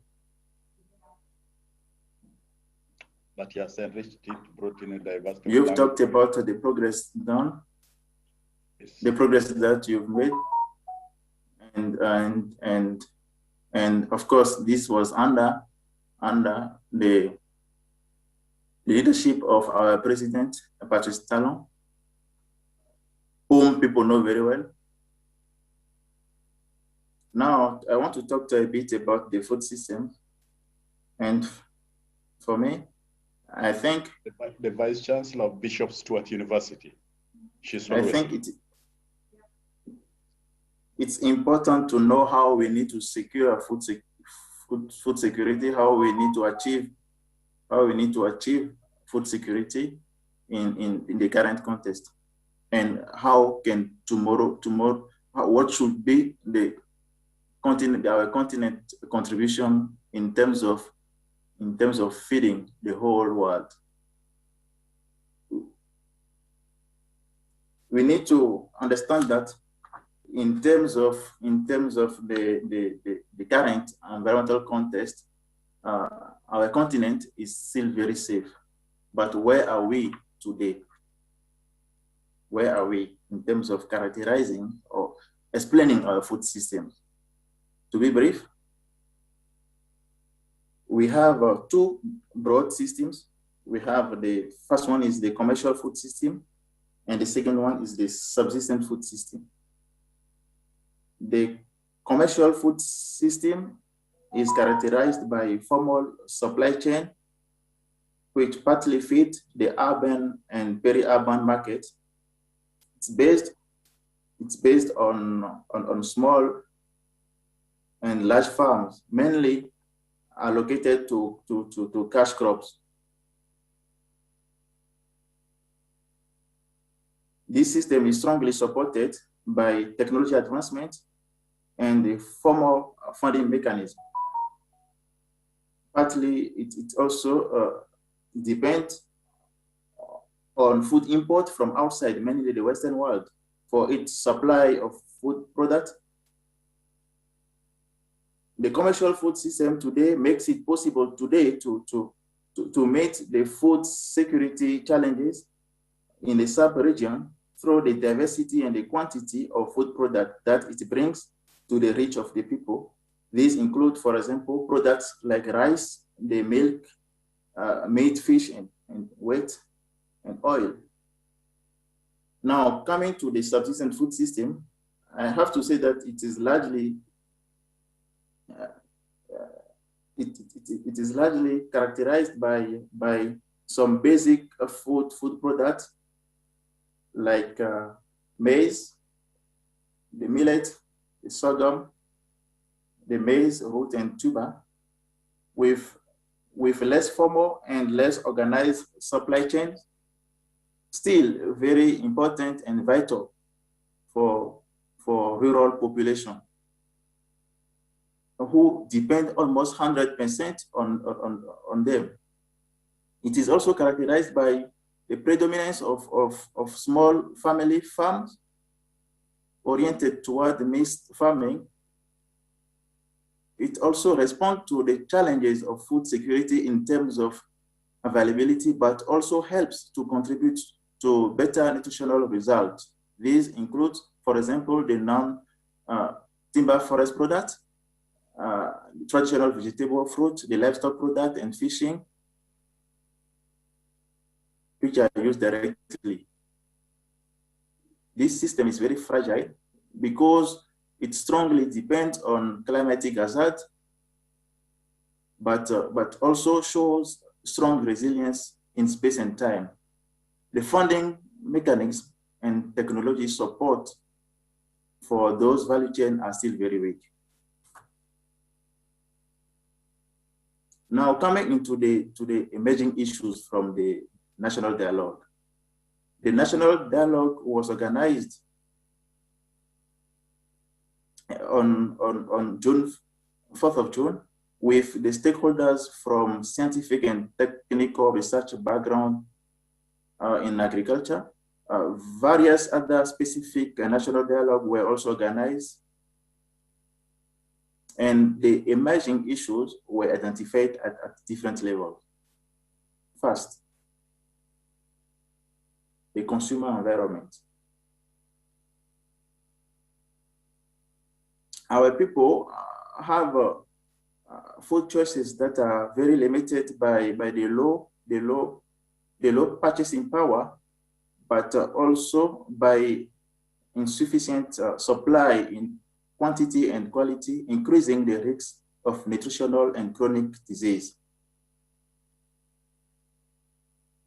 This triple nutritional burden of undernourishment, overeating, and micronutrient deficiencies is prevalent in all the countries of the region.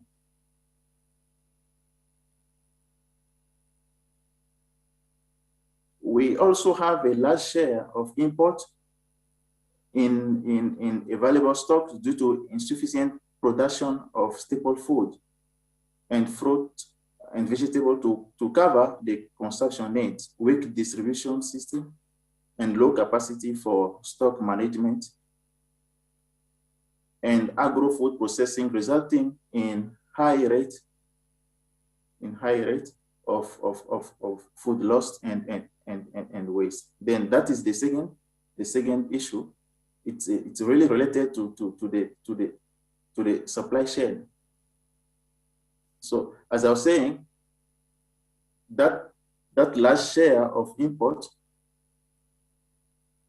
is really due to the insufficient production of staple food to meet the needs. And this is also linked to the weak distribution of our systems. And finally, it's linked to the low capacity for stock management. The third issue that was raised was the food environment. This is linked to a weak development of market for products of good nutritional quality and safety, the low trade rates, and the weak coordination mechanism between actors and of central and decentralized systems. Finally, we have the main drivers of the food system. We can't do much. We have the population growth and urbanization, the management of soil fertility and water resources, the climate variability and climate change, the political and health crisis. Specifically, the current situation of research for agriculture development reveals the lack of sustainable funding for scientific research and innovation in agriculture, the low valuation of the research result. We really need the science and technology to develop agriculture. We have also noted the low employability of graduates because the university training does not respond effectively to Africa's development problem. So we need really to review our curricula to respond really to the needs of the society. We need to train graduates that understand the issues. Third issue, very important, is that the university research programs not integrated into development policy. Then this links to a large amount of research being carried out without real impact on agricultural development. I'm happy to see that there is a bit of change in our university to integrate the development policy and take into account the issues. What are the actions that need to be taken to strengthen our food system? First, I'm thinking about developing climate smart and nutrition sensitive agriculture. This means that we need to increase our focus on the local economy through food resources and local culture. We also need to promote a farmer-centered approach for better adoption and innovation. We need also to develop, develop partnership between various actors through multi-actor platform for synergetic actions. We need to limit food import by developing better tools and technology. So the second big component is to provide support to agricultural entrepreneurship, mainly among young people. Young people and women are the primary workforce to transform agriculture. Young people, as the innovator of the new model and tools, the bold actions will consist into getting them interested in science and technology of agriculture through research, and generate relevant information for farmers, involve them in the training to provide and propose solutions to farmers.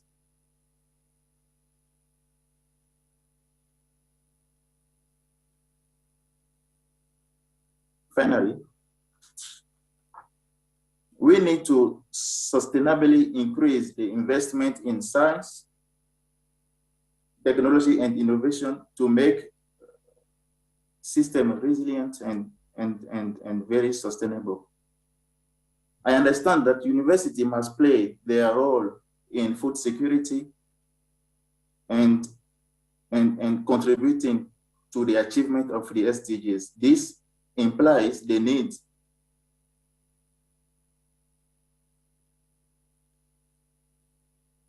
to promote self-financing and mechanisms to support research for local development. I want to say that I really like the dialogue, and I think our scientists can really affect our food system and should feed our people. Thank you very much.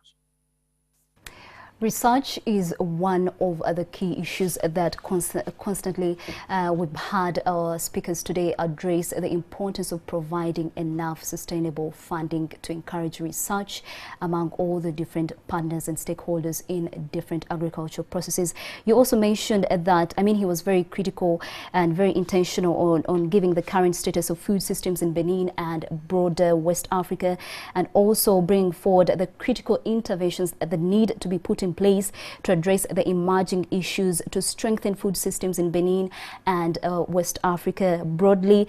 But also it's from his submission, it's been clear that it is important to develop climate smart agriculture and also focus on local economy, not forgetting to create a farmer-centered approach, and most importantly, develop partnerships for proper food systems in Africa at large. Thank you so much, Honorable Gaston Kosi, for joining us this afternoon here on NTV and live on our social media platforms and also on Zoom, and bring forward your own perspective of what exactly is happening in Benin. Like any other African country, there are a few issues here, and you also mentioned that we should be trying to narrow the gap of food import. Of we produce our food, why should we be importing food? A very key issue.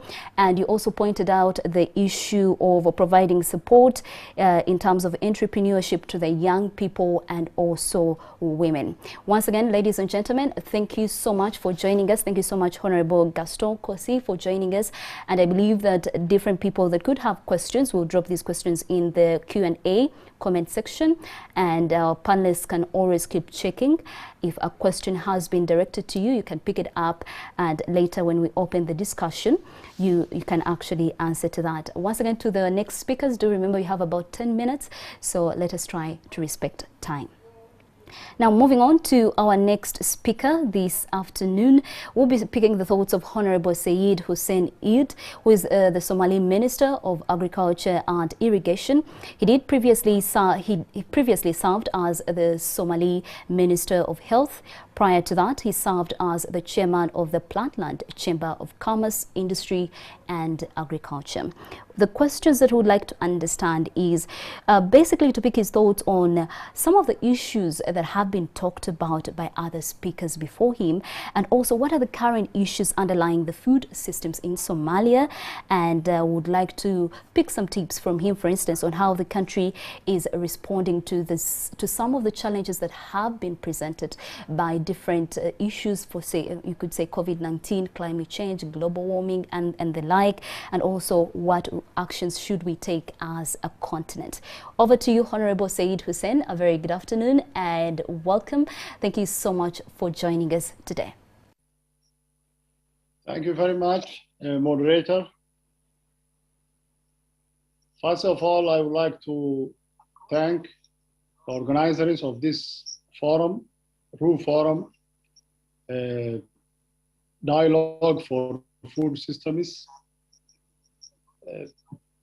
honorable ministries, honorable chairman, honorable head of universities, expertise. I'm very pleased to be here with you today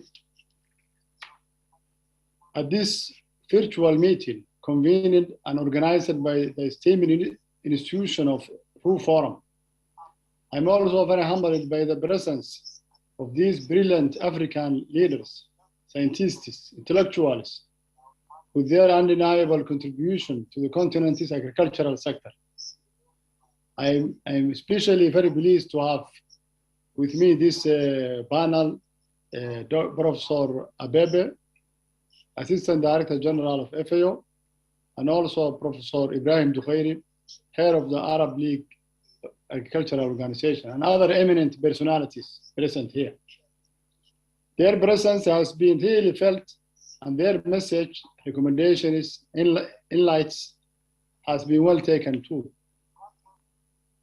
Let me thank RU Forum officers again for hosting this important meeting. I really appreciate and congratulate with their tremendous work and incredible endeavor to scale up the food systems.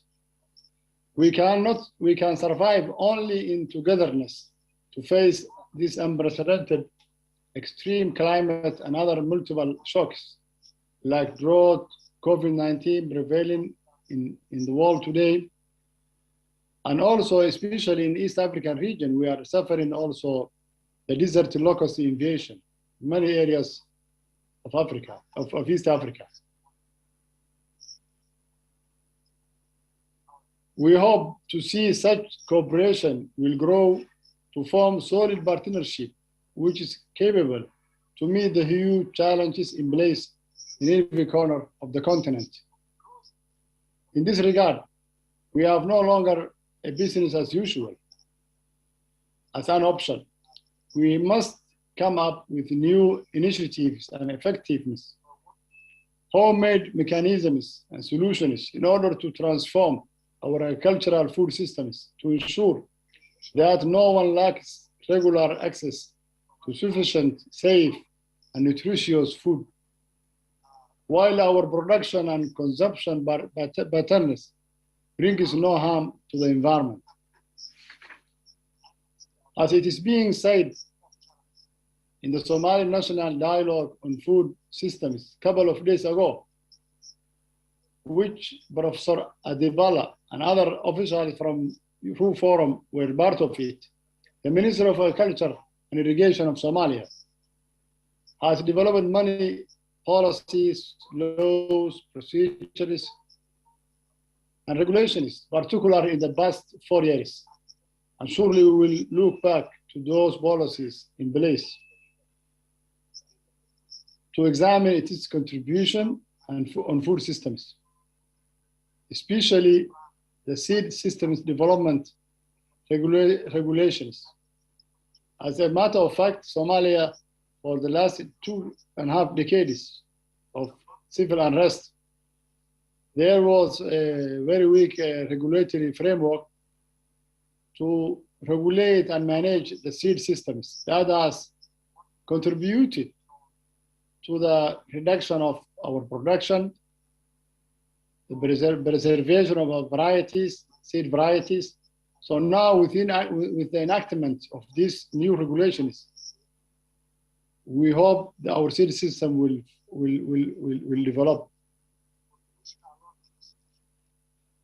As a post-conflict state, which is undergoing a state-building process, Somalia is now well positioned to revitalize institutional capacities and agricultural infrastructure, to surge national productivity, and also to promote linkage to the market trade, locally and externally.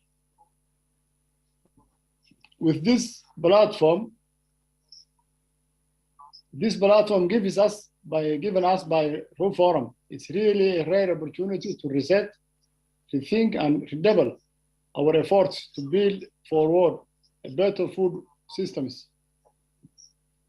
using coordinated approaches that are inclusive, holistic, and coherent regionally and internationally.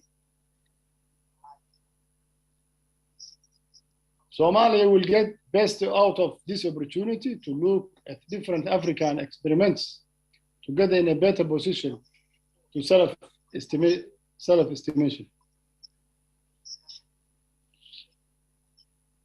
The responsibility of African universities to take the mental and agricultural, engage with others, and have their voices heard in sharing solutions to challenges in African agriculture. They should take the challenge and engage in a very coordinated efforts to enhance Africa's extension activities, research, and extension services, so that Africa can have its own solutions for their own food systems problems. As the saying goes, African solutions for African problems.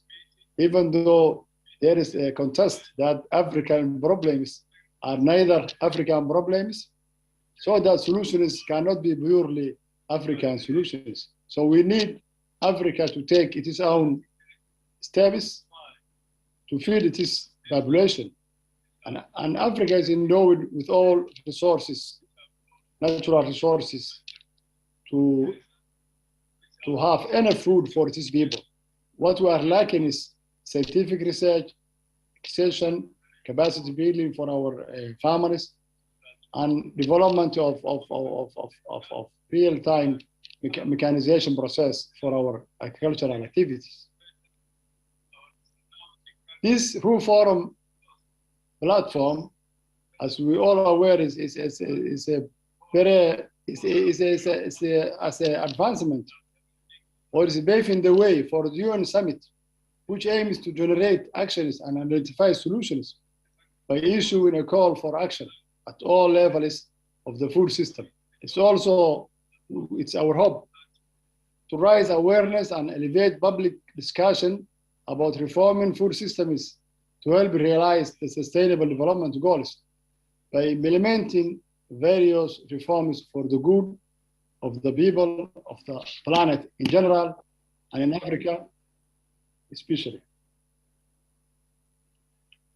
Meetings such as meeting of this kind of the one we have today are therefore very timely, as they foster cooperation and engagement among brotherly nations of Africa.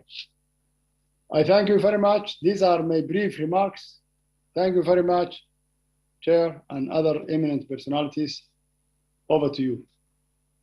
Thank you so much, Honorable Said Hussein Eid, the Minister of Agriculture and Irrigation, all the way from Somalia. You did mention something that did catch my attention, the fact that you said that Africa should find solutions for its own problems, a statement that has been consistently talked about of African countries should find their African solutions to African problems. But you also did point out the fact that it is very important for us to come up with new initiatives and coordinated force to enhance Africa's activities to once again solve Africa's problems with Africa's solutions. Very interesting conversation. Thank you so much. If you have any questions for him, his submission, you can send them in to our social media platforms or go all the way to the Q&A. If you're joining us from live here, or if you're joining us on Zoom or even on Facebook, but also our Twitter platform is there. You can use our social media or Twitter page and Facebook to send us your thoughts, and we'll be right there to pick your thoughts. You're still with us, and you're still watching the Pre-UN Food Summit 2021. We're excited to have a panel of speakers. Next on our program, we have Honorable Agnes Makonda Nyalonje, who's the Minister of Education, Government of Malawi. The key aspect to pick from here is to see how education, how Malawi, for instance, is really, what strategies is it putting in place to see that it strengthens its food systems, and how is Malawi preparing for the global food systems. Over to you, Honorable Agnes Makonda. We are glad and delighted to hear from you. Over to you. Thank you very much, Madam Moderator, and through you, let me also thank RUForum for including me in this distinguished panel discussion, and allow me, in the interest of time, to say all protocols are duly observed. As you have indicated, Moderator, I'm going to look at 4 areas very briefly. Number 1, I'll look at the role of education in helping to achieve a more sustainable and inclusive food systems. Number 2, I'll share what Malawi is doing to strengthen its own education chain in order for it to be the producer of resources or human resources that can uplift Africa's agriculture. Number 3, I'll look at what Malawi is doing to strengthen its food systems. And I'll end very briefly by looking at what we are doing in Malawi to prepare for the Global UN Food System Summit. Education is key to human capital development, particularly in science, technology, and innovation, which are indispensable in achieving more sustainable and inclusive food systems. Human capital development, or human capital in particular, is like the conductor of an orchestra, directing how other resources should be put into productive use to attain desired outcomes, including sustainable and inclusive food systems. Before we can create a new kind of Africa through the African Union Agenda 2063 and the Sustainable Development Goal number 2 on ending hunger, we must create a new kind of citizenry, one that is capable of innovating, envisioning, and building a tomorrow that is better than today. And when it comes to creating that better tomorrow, there's nothing better than education in making sure that we develop the necessary human capital. And it is for this reason that I would urge that both Malawi and other African countries must invest heavily in education, because it is imperative that African governments do so, and do so heavily, in order to achieve all the development aspirations, including the Agenda 2063 and SDGs. The following are some of the roles that education can play and does play in regard to achieving sustainable, inclusive food systems. Number 1, training and developing experts in a wide range of areas that can facilitate knowledge transfer and learning to farmers, traders, processors, businesses, while ensuring that youths and women are not left behind in the capacity building equation. Number 2, education can also help to build skills in all aspects of the food system, from production all the way to processing, retail, and household utilization of the rich food biodiversity that countries have, including Malawi. Number 3, education can help in conducting research and adapting and developing technologies that optimize production, processing, and utilization of food species while safeguarding the environment and the biodiversity. Malawi, in our case, needs high-value products that are made from food materials that are produced in the country using state-of-the-art environmentally friendly technologies. We need to mechanize our agriculture and adopt smart and precision agriculture techniques that benefit from the new digital technologies. We need to move beyond the handheld hoe, and education is the route to doing that. Number 4, universities in Malawi are already involved in outreach programs such as incubation hubs for nurturing innovative ideas in food systems and agriculture, and these need to be further developed and expanded, which is why I would call for investment. The second area I want to take us through is what we're doing specifically to strengthen the education value chain in Malawi. Malawi is making strides in strengthening education value chain. My ministry is implementing reforms in a number of areas, including promoting evidence-informed policy and decision-making, and emphasizing good governance. In particular, we have done or are doing a number of initiatives and developments, including the following. My ministry has introduced 2 new directorates, namely the Directorate of Science, Technology and Innovation, and the Directorate of Open, Distance and E-Learning. These directorates are critical to enabling my ministry to produce the kind of skills, the kind of human capital that the agriculture sector, among others, need in order to achieve the inclusive and sustainable food systems. There's a number of other areas that we're working on. For example, we're seeking to obtain international support that can facilitate the development of innovative academic programs. For example, the development of a PhD in food systems at Luana, that is one of our universities, and World Bank financing to help extend the provision of training in fisheries science through African Center of Excellence, ACE program, and also this is also situated at Luana. We're also facilitating student access to scholarships and loans to pursue STEM programs, including agriculture-related courses. Additionally, we're supporting postgraduate research in agriculture that would lead to commercialization and industrialization in line with the Malawi Development Agenda, our Malawi 2063.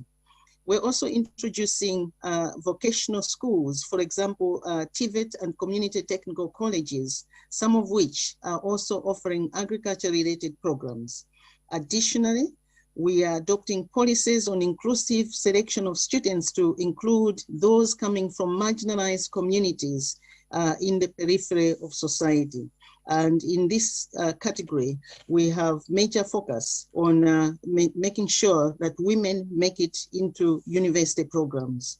Moreover, as some of you may have heard, our president, His Excellency Dr. Lazarus Makathi Chakwera, was on 1st June 2021, not too long ago, recognized as champion of higher education in Africa for his commitment to higher education and for his work in promoting food security through investment in the agriculture sector.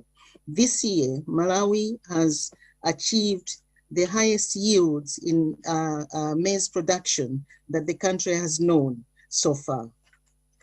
The third area I want to go through is what Malawi is doing to strengthen its food systems. Strengthening food systems in Malawi is the role of the Ministry of Agriculture. However, I will do my best to represent them as an educationist and not as an agriculturalist. The food system in Malawi is mainly defined by activities in the agricultural sector, that is crops, livestock, and fisheries products. With changing times and growing need for ready access to foods that take less time to prepare and with improved storage properties, especially in urban and peri-urban areas, food systems also depend on imports of processed food. Despite having different food agricultural products that respond to the recommended 6 food groups in the food basket, our national conversations on food systems have clearly shown that dependence on maize, low dietary diversity, lack of food safety standards, and poor marketing have worsened during the COVID pandemic, among other factors. In response, Malawi is doing the following. Number 1, implementing the Affordable Input Program, which I've just pointed out, that has managed to get us to harvest the largest maize crop the country has ever achieved. Number 2, aligning our food goals to the Malawi 2063 development agenda. In fact, our vision to become a middle-income, upper middle-income country middle-income country by 2063 is powered by 3 main goals, one of which is improving agricultural productivity and commercialization. Number 3, we're strengthening structured markets for food crops and animal products to ensure that producers get value for their produce while consumers get value for their money.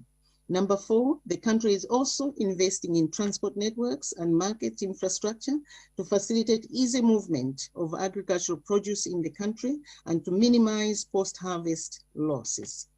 Malawi is also promoting value addition of agricultural produce. And additionally, we're also promoting dietary diversity to ensure that people are not dependent on selected items and disregarding abundance of food, food resources that the country has. Currently, farmers are encouraged to grow bananas, low input and high output, and drought-tolerant cultivars. Malawi is also putting in place policies that favor efficiency and effectiveness in the food systems with regards to land tenure, marketing, seed, to name but some. And finally, we're also implementing social protection programs, commonly known as Mtukulapakomo, those programs that aim to uplift the household. Finally, I would like to share what Malawi is doing in preparation for the UN Food Summit. Malawi is engaging all stakeholders, including farmers, non-state actors, academia, private sector, development partners, and the different government ministries, agencies, and departments to self-reflect on how we can improve our food systems so that it can provide healthy and sustainable food for generations to come. On this point, let me add, as Minister of Education, I'm particularly interested and I'm particularly keen to support developments in agriculture, because for me to produce the results that I'm expected to produce for the country in education, I need well-nourished learners. And currently, that is not the case. So going on, I would like to also point out that in particular, Malawi is currently conducting the food system dialogues to establish a national position on food systems, the latest being one convened on the 19th of May, 2021. Regional and district dialogues are also taking place across the country, and more are planned for the months of June, the rest of June, and then July. The different stakeholders involved in the dialogues represent the different components of our food system. Preliminary outcomes of the dialogues show that Malawi is interested in promoting diversification, production, and consumption of indigenous foods, promoting infrastructure development, and strengthening coordination and policy coherence. Above all, and coming from the education sector, here is my key message. I believe that Africa must invest in quality education systems that place science, technology, and innovation at the core. Africa must invest in the conductor of development, or in the conductor of the development orchestra, which enables all of the aspirations for development that Africa has to be realized, because it's my firm belief that unless we have the engineers, unless we have all the different skills that will power agriculture and achieve inclusive and sustainable food systems, we cannot achieve any development. And all of it is only possible through effective education, human capital development. I thank you, Madam Moderator.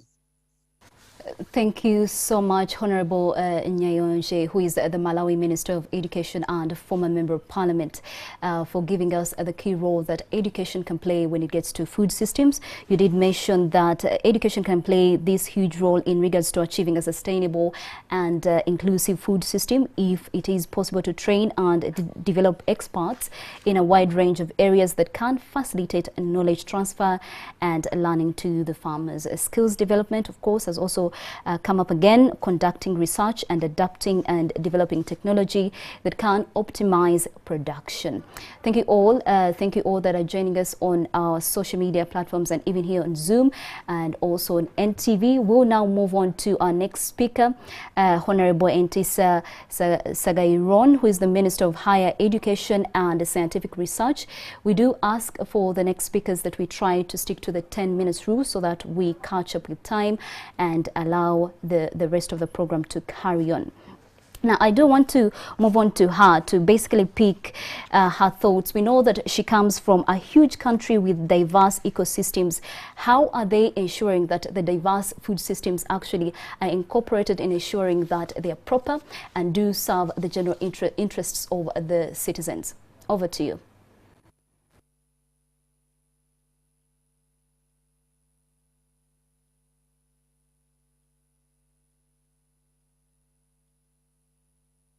Honorable Professor Ntisa, who is the South Sudan Minister of Higher Education and Scientific Research. She is a professor of archaeology at the Department of Archaeology, Faculty of Arts, and she has special interest in theoretical archaeology, Islamic civilization, and museum studies. We hope we can actually pick her thoughts and basically pick some lessons on how we can ensure we get proper food systems. We do ask you to unmute your microphone so that we can hear you.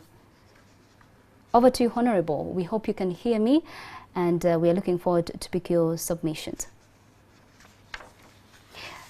But also, just to dive into some of the other questions that we would like to hear how the Sudan Minister of Higher Education and Scientific Research, how they're currently putting in, what strategies they're putting in place to see proper food systems and the current status of food systems in Sudan. I mean, what are some of the issues, the opportunities that they see, even with the different issues that come up, for instance, COVID-19 again, climate change, global warming, you know, how they addressing those issues, how are they identifying the opportunities in there, and how is research organized to respond to some of the environment challenges and other associated challenges. Honorable, can you hear me? We are looking forward to picking your thoughts today.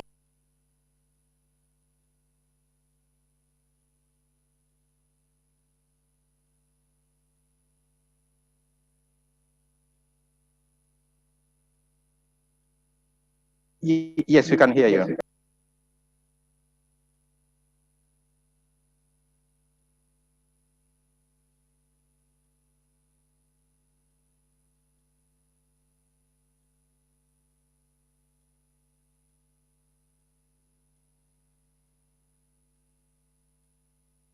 To pick your thoughts on the current status of the food systems in Sudan and the issues and the challenges and opportunities that have been presented and how you're taking advantage of them. Yes.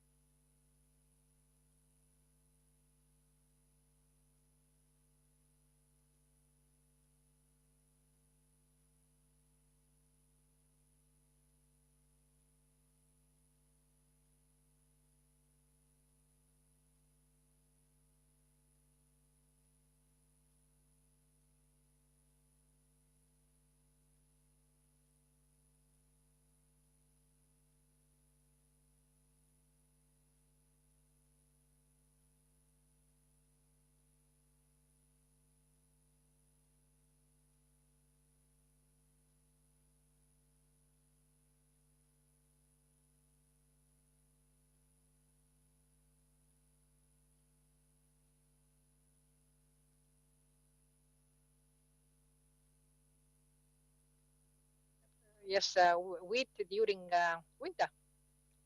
And improving maize, high productivity, this is I mentioned, and also improving sorghum and producing a Sudanese hybrid that was previously imported from India, from South Africa, and Australia. And we use it for porridge, and we use it for what we call it kisra. It is a type of thin bread. We have it here. Also, there is another research development of varieties with high productivity and good quality of Egyptian beans that are resistant to climatic change and diseases. Now the productivity has increased by 80% after treating a sort of parasite weeds called haluk, which has distracted farmers from growing Egyptian beans for a long time. And more, of course, also concerning cowpea and more so, and concerning millet varieties with high productivity, quality, and early maturity, which is adapted to different production environment.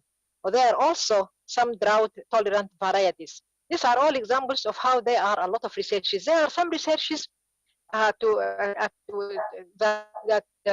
is used to help stop sites. Yes. Improving cowpea crop with high productivity and higher protein content, which is useful for reclamation of limestone.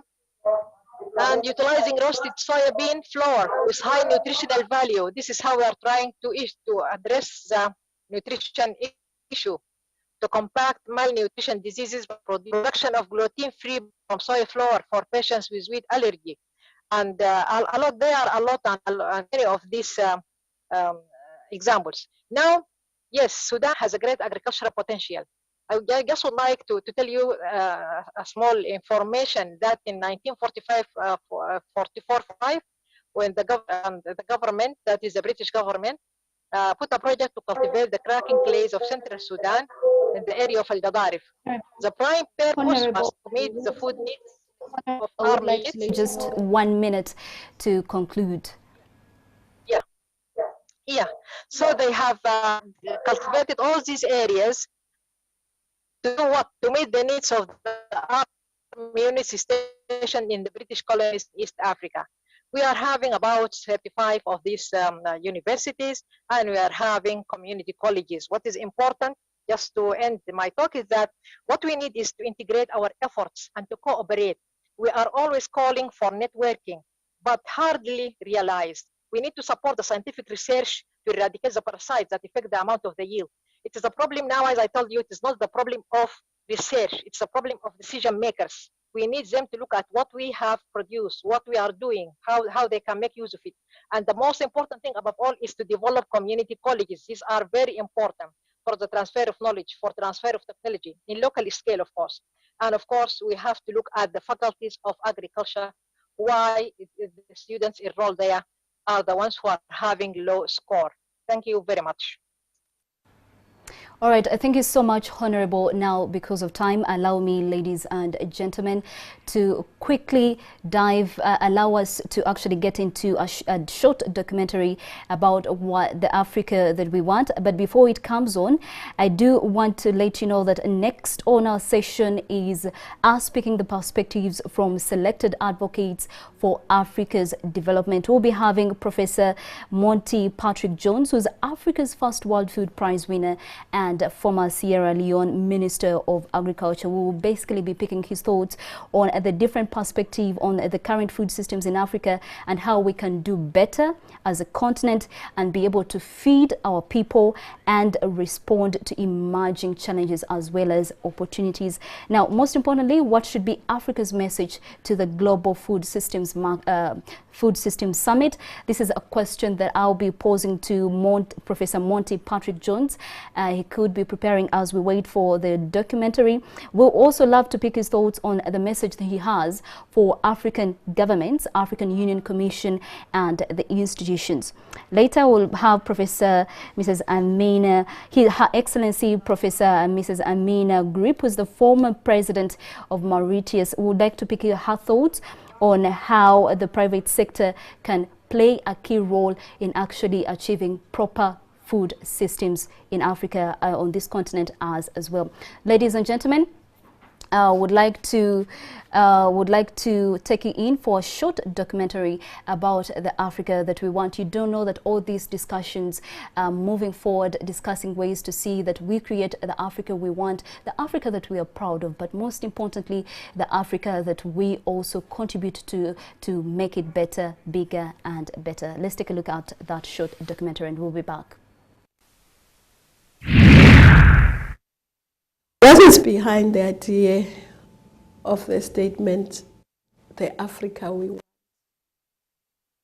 is that all of us, every single one of us, has a role in building the Africa we want.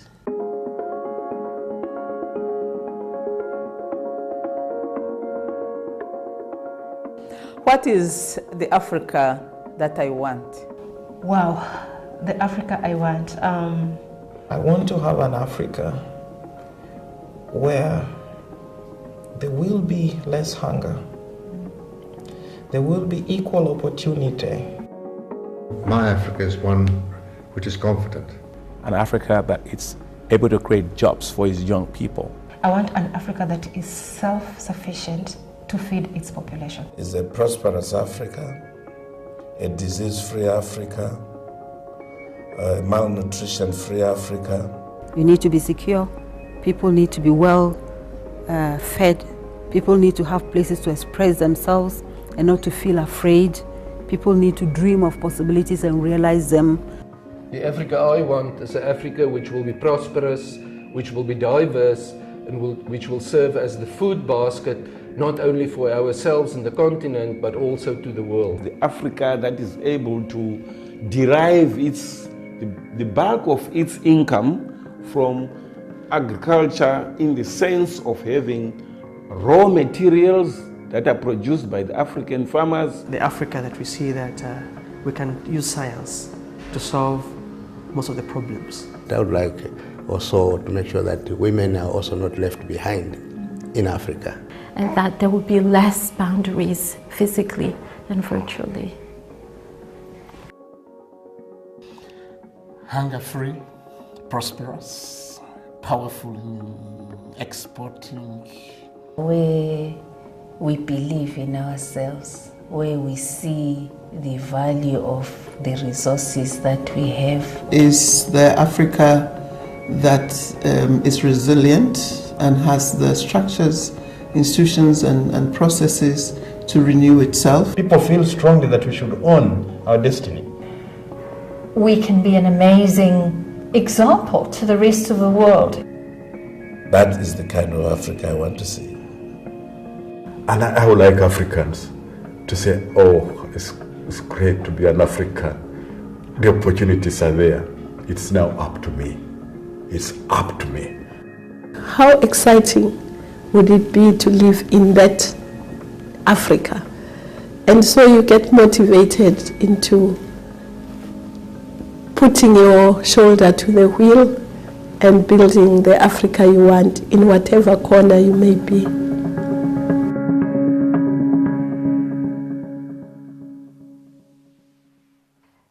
The Africa we want, creating one that is very sustainable, one we can be proud of. Ladies and gentlemen, let us quickly get the perspectives from the selected advocates for Africa's development. We'll right away delve into a conversation with Professor Monty Jones, who's the former Minister of Agriculture, Forestry and Food Security, Sierra Leone, and first Africa's World Food Prize winner.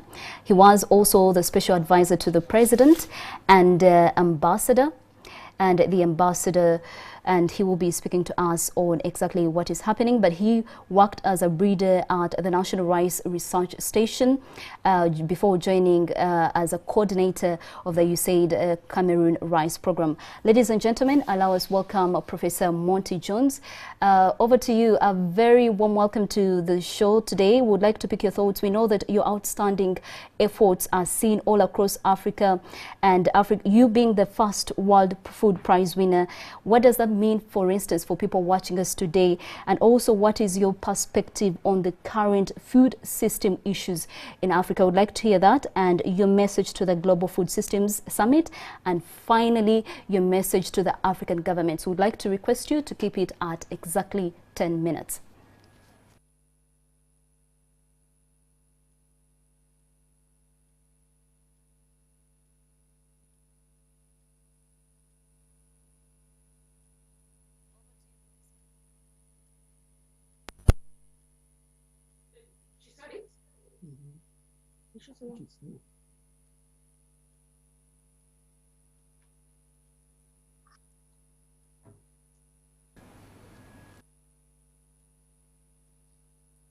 Well, Professor, we hope we can hear you. You just have to unmute your microphone.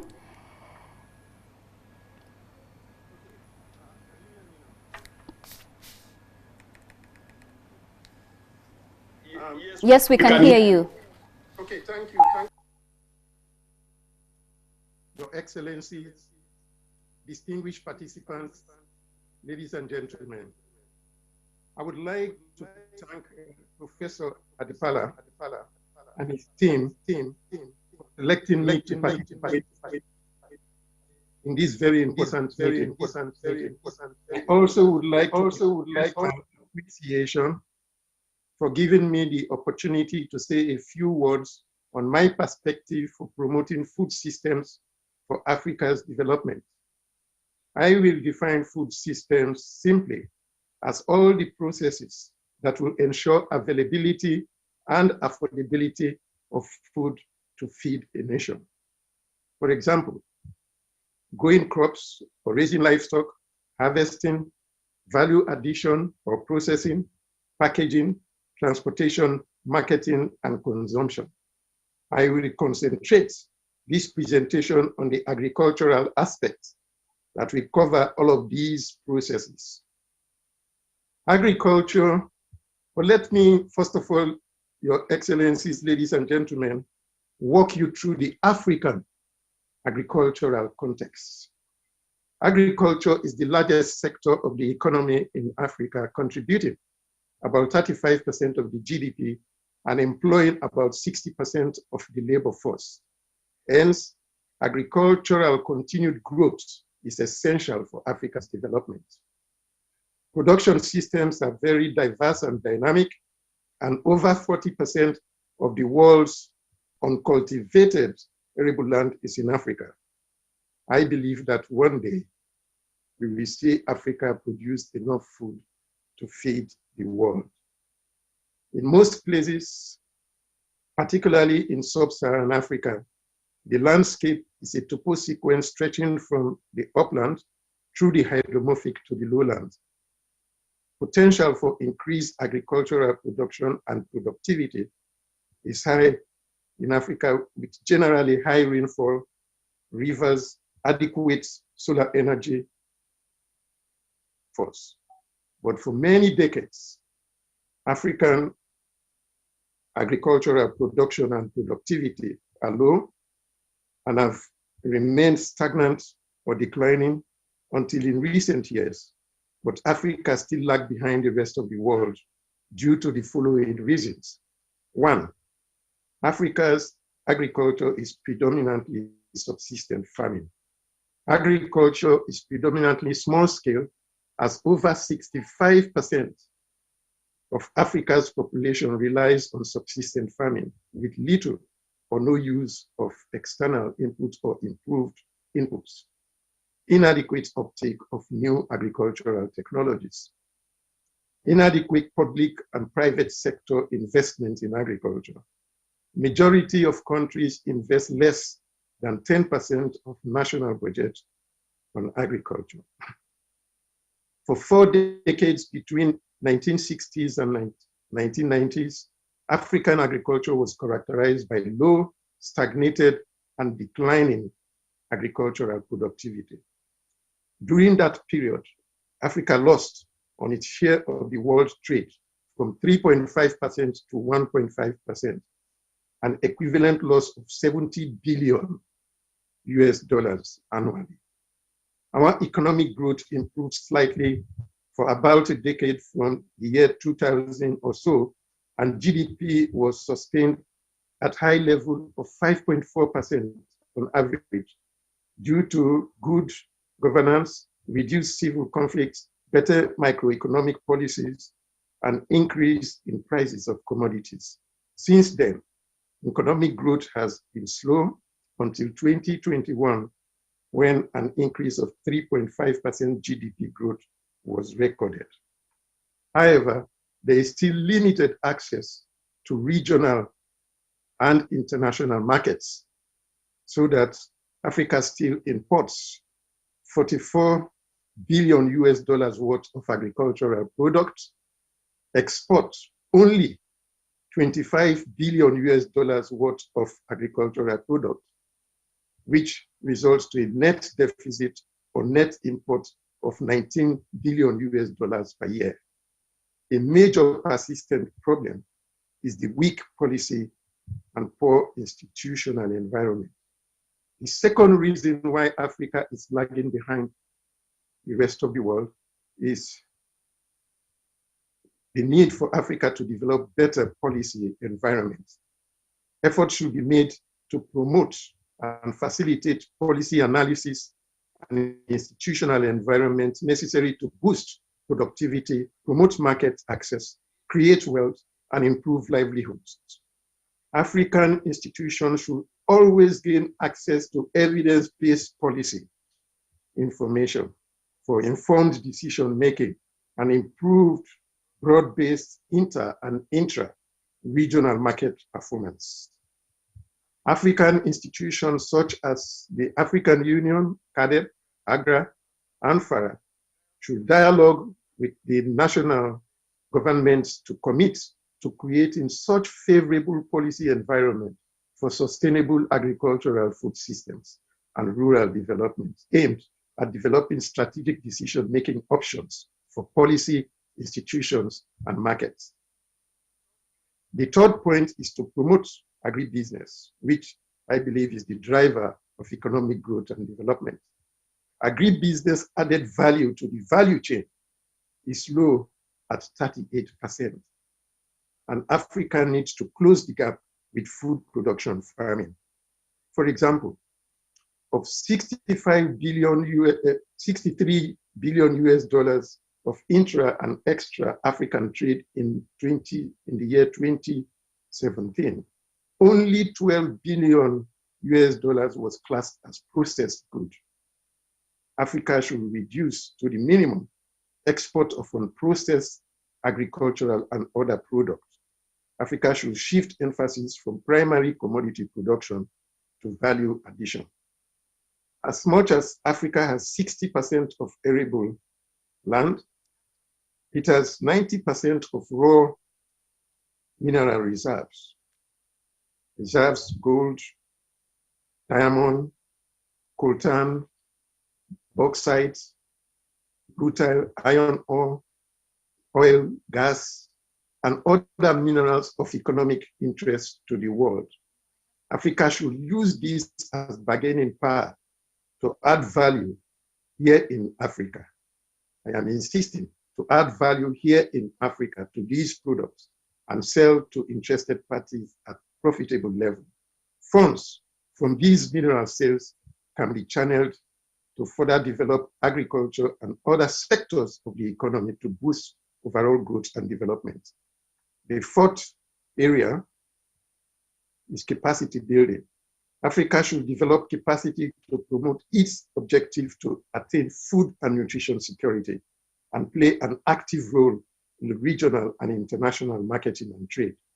Therefore, with lead from the AU, CADEP, RUFORUM, AGRA, and FARA, Africa should promote its capacity to coordinate and share information on food systems and agricultural development, advocate to national government the need to conserve natural resources, protect the environment, reduce and address the causes of climate change, stimulate development, and disseminate new technologies in the fields of natural resource management, genetic resource management, biotechnology, policies, and market development.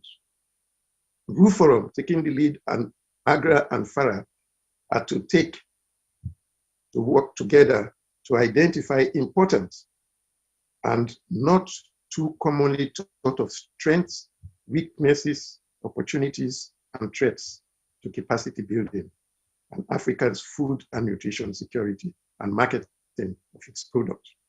Forum, AGRA, and FARA should then provide innovative, high-impact ways of addressing these issues through scientific cooperation under the following headings: taking advantage of the strengths, strengthening the weaknesses, seizing the opportunities, and dealing with the threats.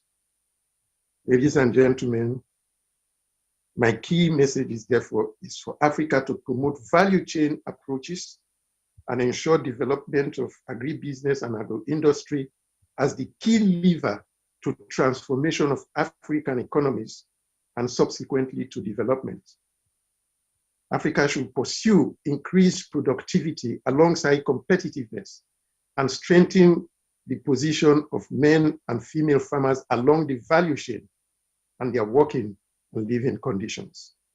Achievement of Africa's aspiration for ending poverty and hunger and achieving sustainable development is drawn to long-term vision, political will, policy environment, leadership, and human capacity. African governments should set up National Food Security Manufacturing Marketing Coordinating Committee, probably selected by the team should be selected by the president, but they should have the clout to meet with and brief the presidents regularly to seek their advice and approval. The coordinating committee should advocate and bring together as necessary policymakers, politicians, ministry officials, the private sector, and other key stakeholders, including renowned scientists, researchers, and master farmers to plan a national program. African governments should also establish a dedicated technical team to support the coordinating committee to manage processes such as gathering feedback from the non-state actors, aligning projects to strategy, and capturing learning. Africa should solicit assistance from the international community and the United Nations, development partners, philanthropists, friendly governments, foundations, and companies. We would request that they support the new official African vision on food systems. Government should foster public and private investment to the agricultural sector to improve productivity, strengthen value and distribution chains, and enhance access to local, regional, and global markets. Any proposed funding will provide Africa a solid base for which to identify additional sources of funding and build on the achievements to date. Your Excellencies, distinguished ladies and gentlemen, I submit and thank you all for your patience. Thank you. So much for your submission, Professor Monty Patrick Jones. I mean, you did point out the issues that affect Africa, considering that Africa's agriculture is predominantly subsistence farming, and that it is very key, very important, very critical for us to develop better policy environment and also to work towards promoting agribusiness, the drive of economic growth and development, not forgetting the importance of building capacity in the general population, and also really promoting value chain approaches and ensure development of agribusiness and agro-industry as the key lever to transformation of African economies and subsequently to development. Thank you so much, Professor Monty Patrick Jones, Africa's first World Food Prize winner and also former Sierra Leone Minister of Agriculture.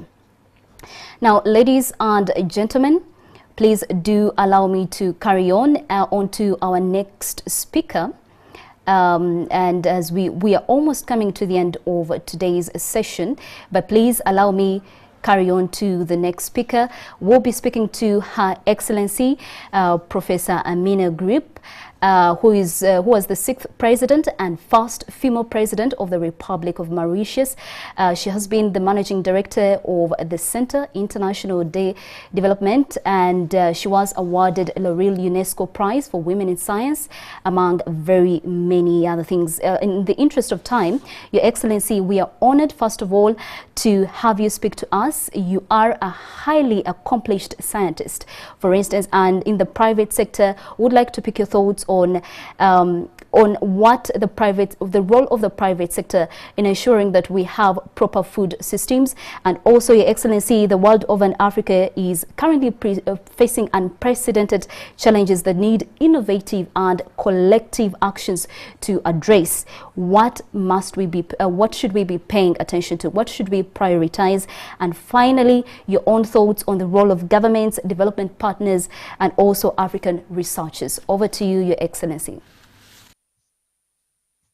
you so much, Madam Moderator. Excellencies, distinguished guests, ladies and gentlemen, fellow scientists. I feel very privileged to be addressing this forum today. And I would like to thank my brother, Adipala, for associating me with this very interesting forum. Ladies and gentlemen, agriculture, food security, poverty alleviation, women empowerment, as well as climate change are all interconnected. They are impacting livelihoods already and will do even more in the future. As we in Africa, I can safely say that they impact women's livelihoods more.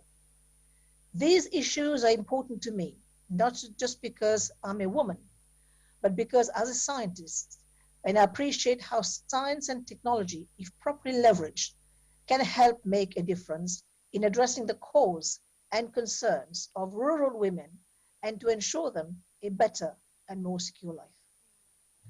This high-level event provides an appropriate platform to start the reflection on how to accelerate the process of implementation of the SDGs and to bring back women transformation, empowerment and equality, food security and hunger to the center stage of the international agenda as outlined in the UN Agenda 2030 and within the realm of the current pandemic. Ladies and gentlemen, one has to recognize that rural women are privileged partners in helping address the scourges of poverty, malnutrition and hunger, and without their active collaboration and participation, all our efforts are bound to fail. Access to food is a basic and fundamental human right. Every person on this earth is entitled to a daily diet that is safe, affordable, and nutritious. We therefore need a vibrant, productive, and resilient food system that will help end extreme poverty, boost shared prosperity for the poorest, the hungry in most parts of the world, and more so in developing countries where the majority of the world's population live. If in the industrialized nation, agriculture is a commodity producing enterprise, in the developing countries, it is the backbone of the livelihood security system of a high proportion of the population. In developed countries, only 2 to 3% of the population is classified as farmers. And in contrast to 50 to 70% of the population in sub-Saharan Africa. Nutrition security involves physical, economic, and social access to balanced diet with the much needed macro and micronutrients, clean and safe drinking water, sanitation, primary health care, and nutritional literacy. It is widely acknowledged that many countries, as well as regions, have made enormous progress in the recent years to fulfill the MDG commitment. But it is also true that the world continues to bear a triple burden of related and distinctly different problems such as energy deficiencies, hunger, micronutrient deficiencies that include hidden hunger and excessive net energy intake and unhealthy diet leading to obesity. The statistics are sobering indeed. An estimated 800 million people go hungry every day, 1 in 4 in sub-Saharan Africa, 1 in 6 in Asia. And these data are set to increase over the past year alone. They do not consume the minimum dietary energy needs And the corollary of this is that over 150 million children under 5 are stunted due to chronic malnutrition, which have lifelong consequences, preventing them achieve their full potential. Excellencies, ladies and gentlemen, we all know that malnutrition imposes large human, economic, fiscal, and social cost. It perpetuates poverty in affected population. But what is more serious and alarming is that among the chronically hungry, 60% are women and girls. In some communities, women and girls often eat least, last, and least due to economic and cultural barriers. And here, maybe it's timely to raise the number of questions in view of enhancing the deliberations of today's events. For example, are the present food systems addressing the triple burden of hunger, hidden hunger, and obesity? How can we harness the best contribution from rural women in matters of food security, hunger, and health? How can they be empowered and the transformative capacity enhanced to tackle such burdens? It is a fact that there are other elements that are exacerbating access to safe food in many countries, especially in sub-Saharan Africa. In many parts of the world, contaminated food is contributing to poor health outcomes and impacting 1 in 10 people globally. Climate change, which has a negative impact on agriculture, is continuing to worsen nutrition and health. And I'm pleased that Professor Montijo has addressed the fact that most parts of Africa, they're still rain-fed, even though the continent is home to 60% of the arable land. Urbanization, on the other hand, is leading to a dietary transition in many low and middle-income countries, while at the same time affecting opportunities and risk for many health and nutrition, for many human health and nutrition. Excellencies, ladies and gentlemen, a strategic shift that mainstream nutritional consideration and outcome in agriculture and food security strategies is needed urgently to tackle hunger. And in this regard, technology has a crucial role to play because there is a direct correlation between the increased adoption of crop and livestock technology, aquaculture and fisheries productivity, resilience and sustainability to ensure availability of sufficient calories, especially in poorer countries. In the same breath, it has become imperative to reduce gender inequality, improve water management and its sustainable use, strengthen land governance and minimize land degradation, enhance farmers' skills and knowledge, as well as boost aquaculture production practices in order to help raise productivity in poor countries and rural areas. The adoption of climate-smart technologies with lower greenhouse gas emission, not forgetting traditional practices, will help improve climate resilience as well as help tackle the ravages of climate change.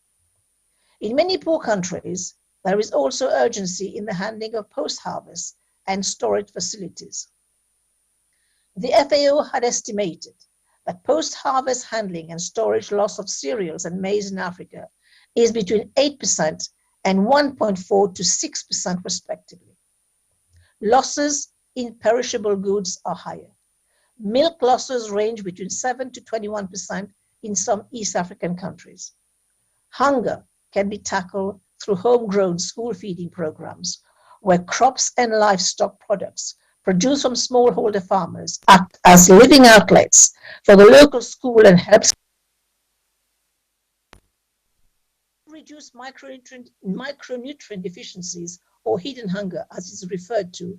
Small-scale farmers must be encouraged to promote a more diverse crop farm enterprise production systems, including homestead gardens, and not forgetting the underutilized and neglected foods.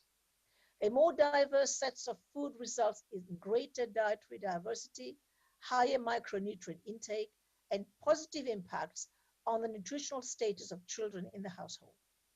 Also, simple nutrition messages around specific crops can be effective if they are targeted to the farmers who grow the crops and packaged with seed delivery and other pertinent information about the crop. Ladies and gentlemen, it is here that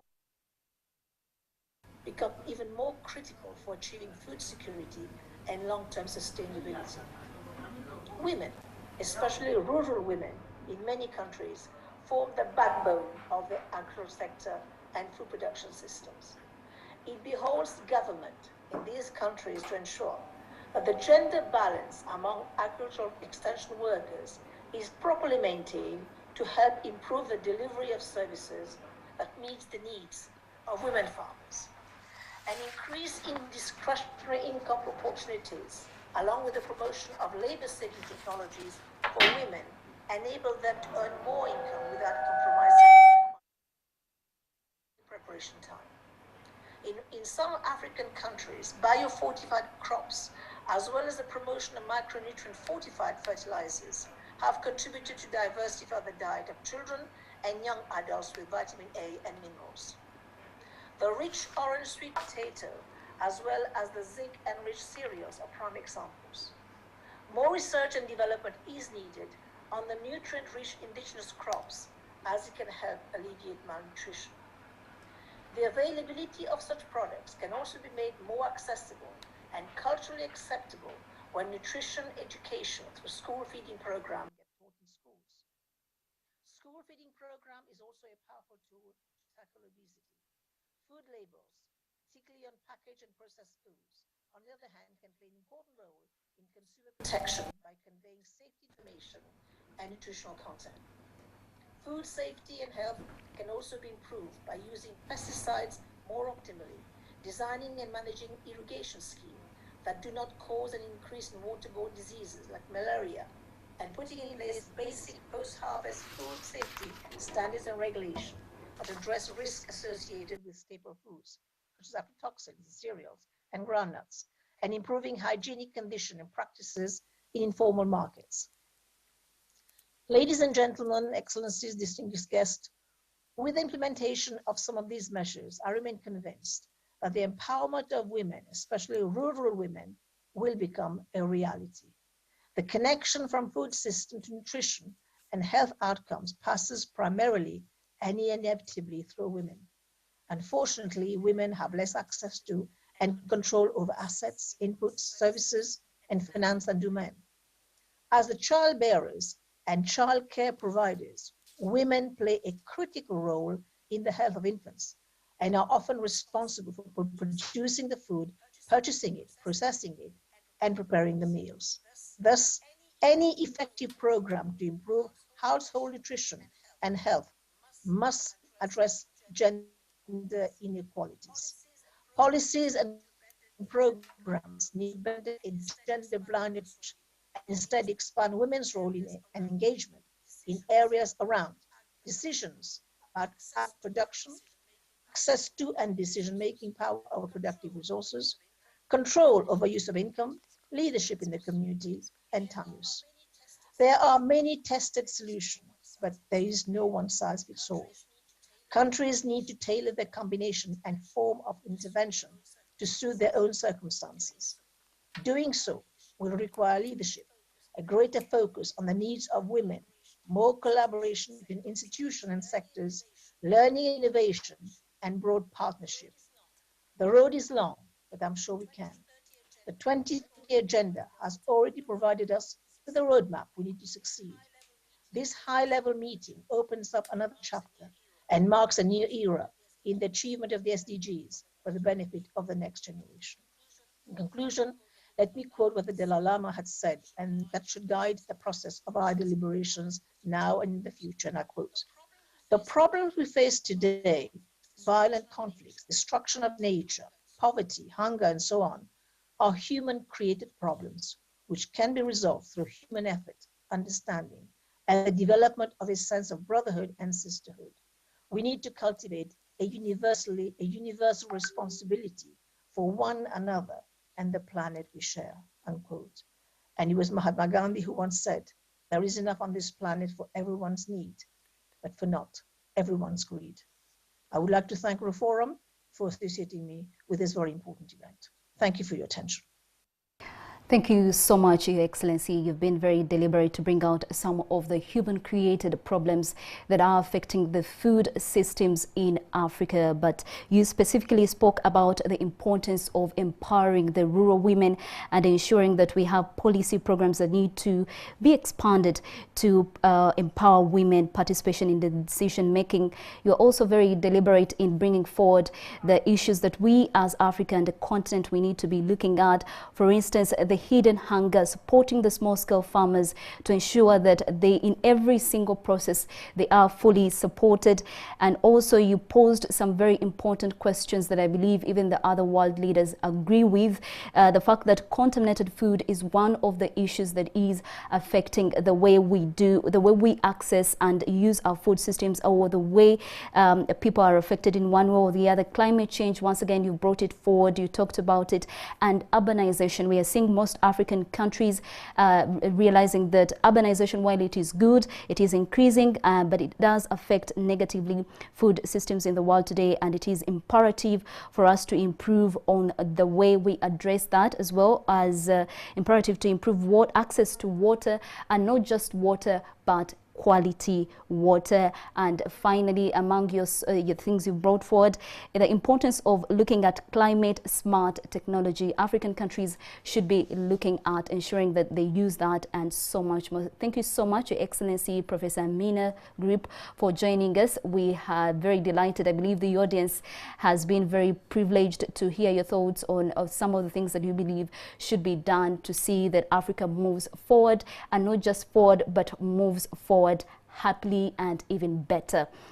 Now, to our speakers, allow me, ladies and gentlemen, and even to those that are watching us, a number of comments have been coming through, and I do want to open the discussion to some of the comments that have been coming through, and I want to believe that also the speakers, you've been checking them out. Just briefly, let us look at a few things. You know, a majority of the questions around the fact that there is a question. Okay, I beg your pardon on that. Empower women, especially the rural women, and get the best. They are the key players in agricultural production. Interesting. I think Her Excellency had pointed out that.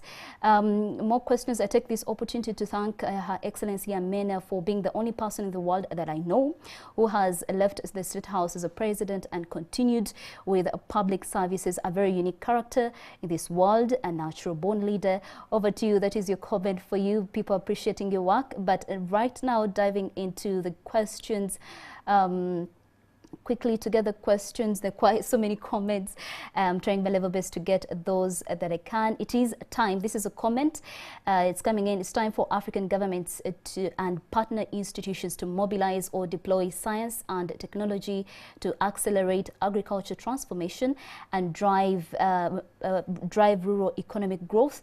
There is need to promote projects and programs with innovative research-based development models. Those are the comments coming through in our chat, but hopefully I can get the Q&A. I see most of the people are appreciating our speakers. My hope is that I can quickly dive into the questions. So many comments. Now, Professor Itza, this is a question directed to you. I hope we can still have you. Is it true that most students who join higher education institutions for agriculture are those with low grades or scores? What do you think should be done to improve on this? This is a good observation. Professor Itza, I am hoping you can still hear us and you're still with us. We would like to hear your thoughts on that.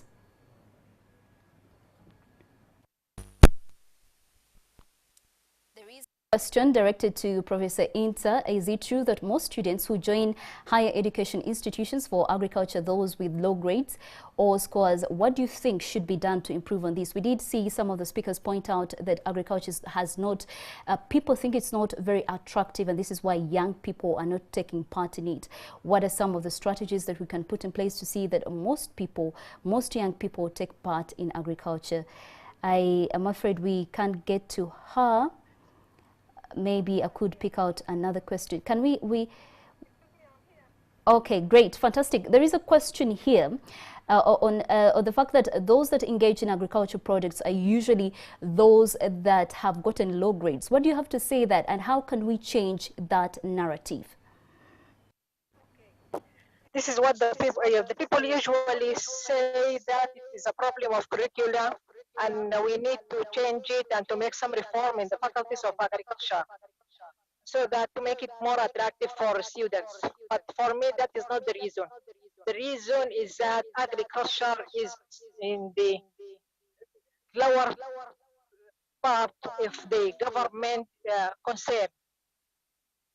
They are not interested in agriculture for the long time, for almost more than 30 or 40 years. Now things are changing. Things are changing, and they are more interested in agriculture. And now there is more interest, of course, in reforming some of the agricultural schemes, like Jazeera scheme. That is one reason. Because the students, when you get into this faculty, when you graduate, you don't have a job, you don't have a land to invest in, you don't have any incentives that encourage you to go to the faculty of agriculture. That is why. That is one of the main problem. Thank you. All right, thank you so much. There is also a question, but I want to ask the speakers, is there someone that would like to add on to this? The fact that people still think agriculture is not as attractive, and young people do not really find it interesting to take part in it. I don't know anybody, one of those speakers who feels comfortable answering that. Would like to hear from you on how you think young people can work towards taking part in agricultural products, hence contributing to proper food systems in Africa at large. Anyone willing to? Yes, I can see Honorable Agnes. Over to you. Take over, please. Yes, thank you, Madam Moderator. I will answer from the perspective of education. What we find in Malawi is that quality of the students that enter into university programs very often cannot be just attributed to a one-off event. As such, one of the issues that we're looking at is quality throughout the education system. And indeed, one of the things that we would hope to do is to start introducing sciences and so on right from early childhood development, all the way from primary school, secondary school, and improving quality. Now, in a country like my country, where our university intake is less than 1%, and our secondary education only targets or achieves to educate 16%. Our net enrollment for that is 16%. You would say what I've just said is a very ambitious target, but we need to be ambitious. We need to make sure that children are introduced to the whole idea of sciences, technology, innovation from a very early age. Which is why one of the things that I've mentioned when I think I did mention when I spoke, that my ministry has very recently introduced a new directorate of science, technology, and innovation. You might say, oh, what took you so long? Well, we learn every day. So my belief is that changing the focus and not just looking at one point in time, but looking at the whole system, what happens in the system, it also is one of the best ways, I believe, of making sure that we expand the participation of women, because we catch girls from a very early age. When we catch them, they're still enthusiastic, and they can choose sciences as well as any other, including agricultural sciences. Thank you, Madam Moderator. Thank you so much, Honorable. I did see Her Excellency also raise her hand. I would like to pick your thoughts on that, on how we can make agriculture more attractive to young people, and how we can ensure that they stop thinking it is those that perform poorly that do engage in agriculture. Over to you, Your Excellency. Thank you. Thank you for giving me this opportunity. Thank you for giving me this opportunity. Minister for Malawi has said something very important. How can we engage our young people in science? We need to make it very attractive so that they'll be infected with the virus of science from a very early age. But beyond this, I think there is a major homework that needs to be done when it comes to portraying agriculture in Africa. It is still being portrayed. There is too much stereotype of that woman with a hoe digging a very dry land with the baby on her back. This is not agriculture as is practiced these days. So the stereotyping has to be removed.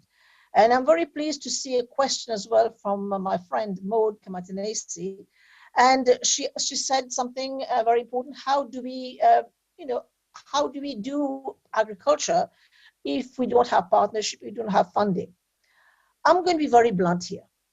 Agriculture, and the same thing for education, and this has become a bit my slogan.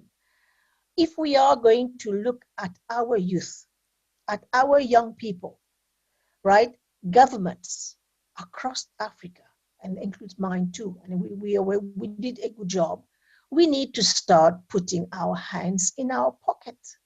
We need to start investing in our own kids. They are our responsibility. We can't wait for donors to come and do that for us. When they give some funding, it's a catalyst. It's a seed money. But we need to start funding our own and capitalizing our own institutions. And this is something that many of us still haven't got to grips with. So let us start doing that.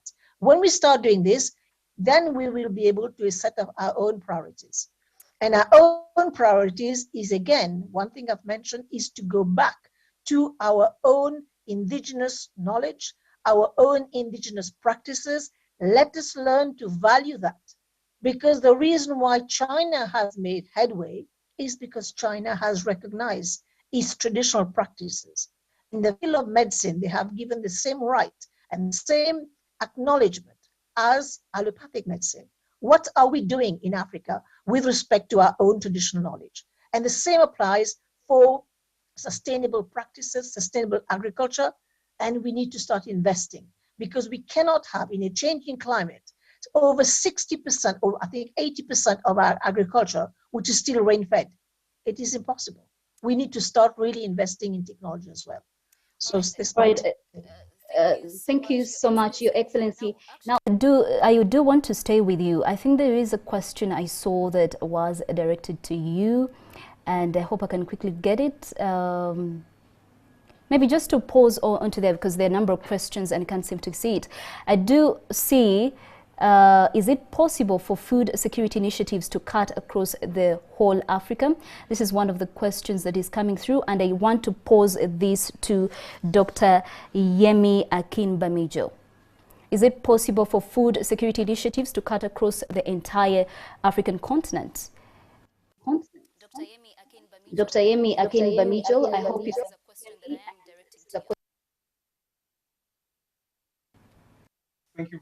Thank you very much, Sandra. Sorry, can I have that question again?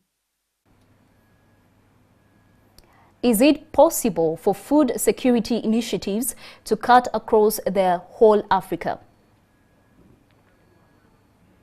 Oh, yes. Is it possible for food security initiative to cut across all of Africa? It is indeed possible because the demand for food is all across Africa. I'd like to actually, first of all, also associate myself with the sentiments expressed by Her Excellency Professor Aminu Faki.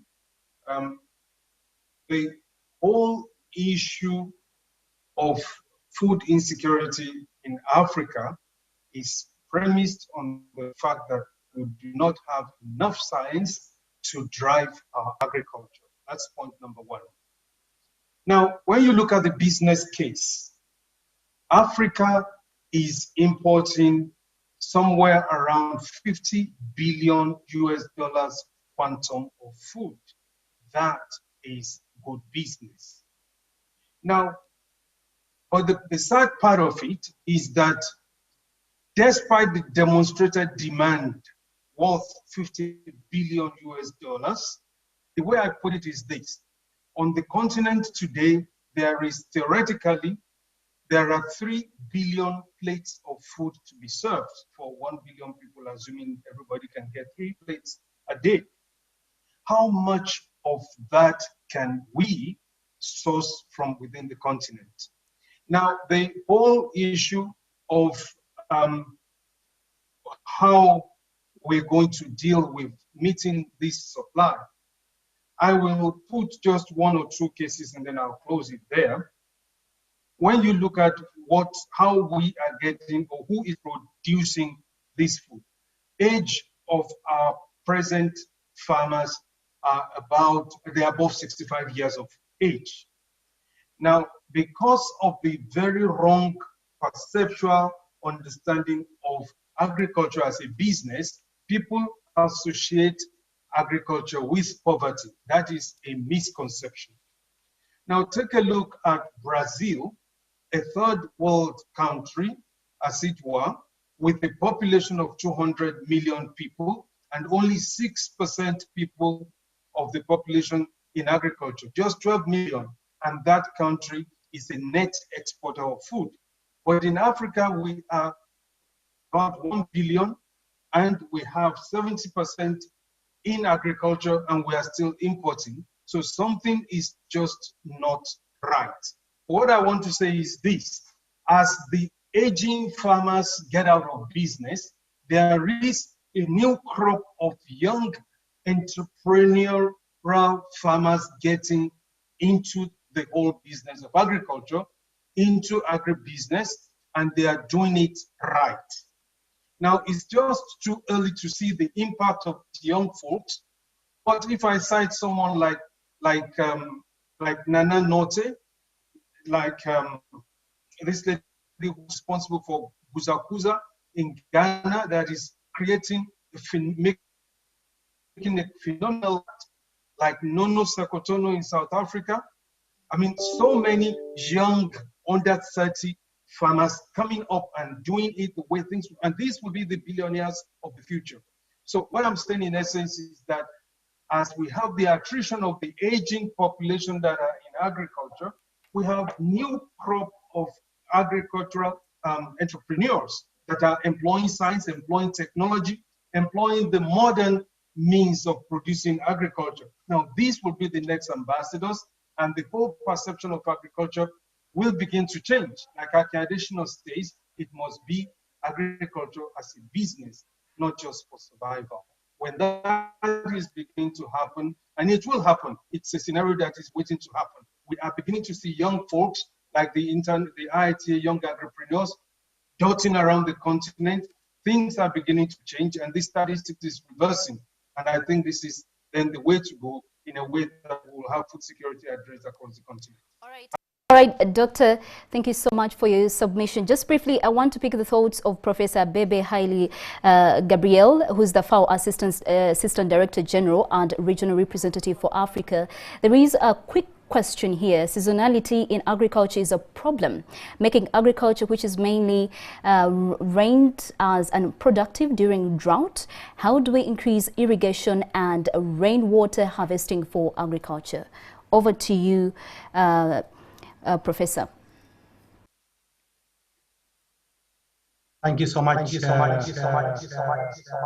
moderator, for that question. Well, I think the whole issue boils down to building resilience to adapt to this kind of vulnerability to changes in weather, and lack of water is just one of them. In Africa, in many parts of Africa, in particular in the Sahel, in North Africa, in Southern Africa, Eastern Africa, water stress is a problem. So dependence on rainwater is not going to be a sustainable solution. And we can't do without irrigation, for example. This is just one of the problem that needs to be fixed.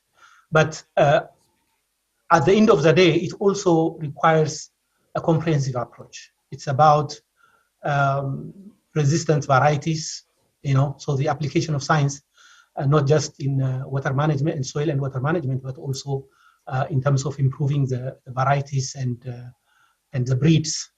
So it's about resilience building. While at it, there was one question, moderator, if you allow me to answer. Somebody asked it about the food loss, the Africa food loss in comparison with other regions. What does it look like? It was in the comment, I was looking at it.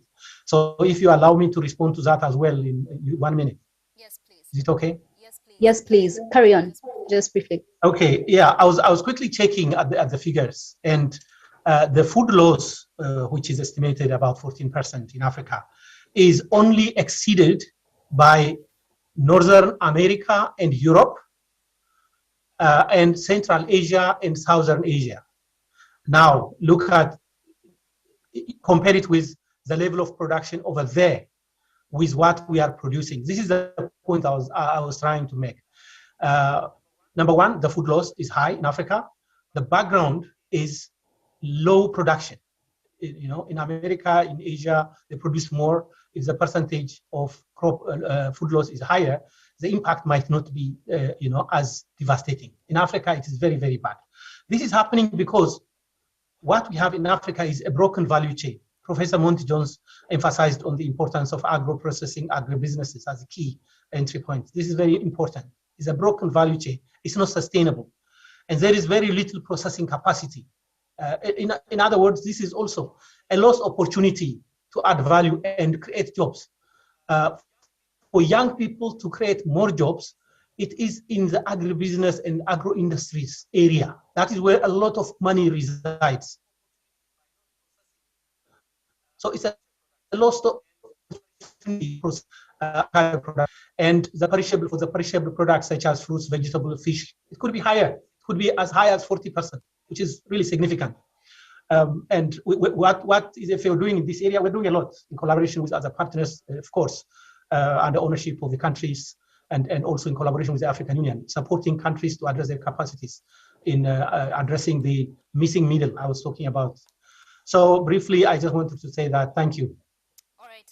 Thank you so much, Professor Abebe. Will now, ladies and gentlemen, allow me to invite the chief organizer of this event, Professor Adipala Ekwamu. He is the executive secretary of Reform, the organization that has made this entire event possible. We want to pick his thoughts. He is one of the 100 individuals appointed by the United Nations Secretary General Antonio Guterres to mobilize global participation in the United Nations Food Systems Summit dialogue.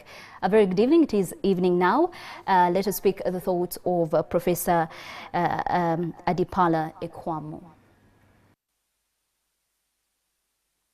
Well, specifically, I think the issue is that we need collaboration, we need partnership, and then we need to build our own internal capacity, even dealing with the issue of post-harvest losses that Professor Baby has been talking about. We need to build that capacity. But we also need to really advance and invest in science, as has been mentioned. For example, we now need to harness some of the digital technologies to support some of the activities in agriculture, including agricultural advisory services. We need to harness renewable energy to support even local industries in several of our places. And then we need to continue to focusing actions at the smallholder farmer, because those are the majority of our population. So I think it's going to be a collective effort by different actors. Universities need to work with other partners. We need to work with researchers. We need support from people like the FAO that gives us the feedback on the broader trend so that we can intervene. So really, Madam Moderator, is really a call for collective action by all of us at all levels under the leadership of our policymakers. Thank you, Moderator. So much, Professor, for joining us. You keep on emphasizing that we really need collaboration and that it is important for us to build capacity, and that has been echoed on a number of occasions from the different speakers, and I believe it is a point that has clearly been taken. And moving ahead as we carry these dialogues, it is going to be something we prioritize, to see that different stakeholders and different people come together to create a holistic approach to the issues that affect food systems in Africa, and more or less to actually keep them sustainable. Now, ladies and gentlemen, it's really been a pleasure, very interesting conversations here. I do want you to allow me invite our very last speaker, Professor Kumba Toure Khan, who is the Vice Chancellor of the University Dusin Salom El Hadij Ibrahim. from Senegal. She was the coordinator of the Inter-Country Quality Node on Higher Education and Scientific Research of the Association for the Development of Education in Africa. She is the first advisor in charge of partnerships. We already talked about the need to have collaborations. I think you are the other right person that we can pick from. Research is an issue that has been talked about here, and innovation at the Ministry of Higher Education, Research and Innovation of Senegal. I could go on, but please allow me, Professor, to just really ask. I know you have listened to the issues highlighted by our distinguished speakers today. What is your take and what is your message to our gathering this evening? Over to you, Professor.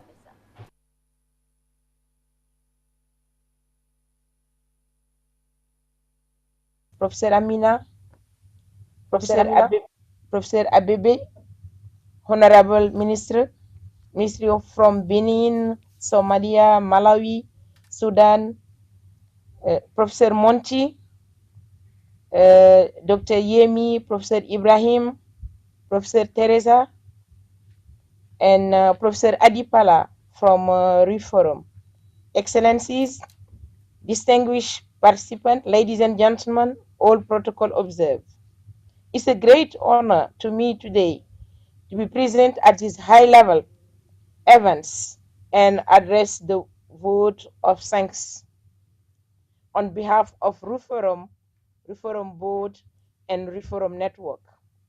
I want to take this opportunity to congratulate all our panelists and participants for holding yet another very successful dialogue. We learn a lot. My sincere appreciation goes to all panelists for your commitment to share your thought and insight into how agri-food system in Africa can be strengthened. Let me take this opportunity to thank you for articulating the most appropriate, feasible pathway for achieving this. Excellencies, ladies and gentlemen, it is gratifying to note that policy leaders and highest level of the continent are available for dialogue with universities, academia, and science community to make out how different actors cannot only perform by working in partnership for the betterment of African population, especially youth, women, and smallholder farmers. Excellencies, ladies and gentlemen, Reforum adopted a stepwise approach to the dialogue to generate ideas for the 2021 UN Food System Summit. The rich discussion today demonstrated that it is indeed collaborative effort and all voices contributed to the university policy engagement discussion for strengthening agri-food business. A shift and transformation are urgently needed in our continent where we find 675 million out of the 2 billion people suffering of food insecurity. It is very humbling to listen to African senior leaders advocate for more engagement between universities and policy and focus attention to promoting skills development and inclusively. I wanted to thank you for acknowledging that universities have a strong role, and without them, agri-food system development will be greatly compromised. University must train to be able the need of rural development and the development of knowledge and technology adapted to local development. And as universities are committed to review our processes and approach to teaching, research, and communities engagement to ensure that directly correlates to development in context specific, fit for purpose, and meets the expectations and requirement of all constitutions, students themselves, smallholder farmer, industry, and policymakers. In moving forward, after listening to all of you, it is urgent to build Africa's science, technology, and innovation capacity for strengthening food system and other development. Thus, responding to emergency challenges. We heard all these challenges in terms of health challenges. It could be infections, malnutrition, challenges in environmental challenges, climate change, water management, environmental degradation, and also food loss, and finally conflict. There are also as a threat conflict, security, and political crises in our continent. We need to ensure also the continent has foresight capacity for long-term planning. We need to increase investment in research and to create functional uptake pathways, including linking with industry. We need to have strategies to increase the commitment on GDP of all our nations. We need also to develop PPP in all our nations, public-private partnership. We have to invest in digital technology. We heard of that, of all facets of our operations, including teaching and learning, agriculture, and business and policy support. We need to have agriculture that will be more attractive for youth by developing innovation expertise. We need to have knowledge sharing, technology transfer and application, development of scientific park, incubators, making agriculture as an attractive opportunities for youth oriented toward entrepreneurship and the promotion of self-employment. We must galvanize partnership for inclusive, resilient, and sustainable food system.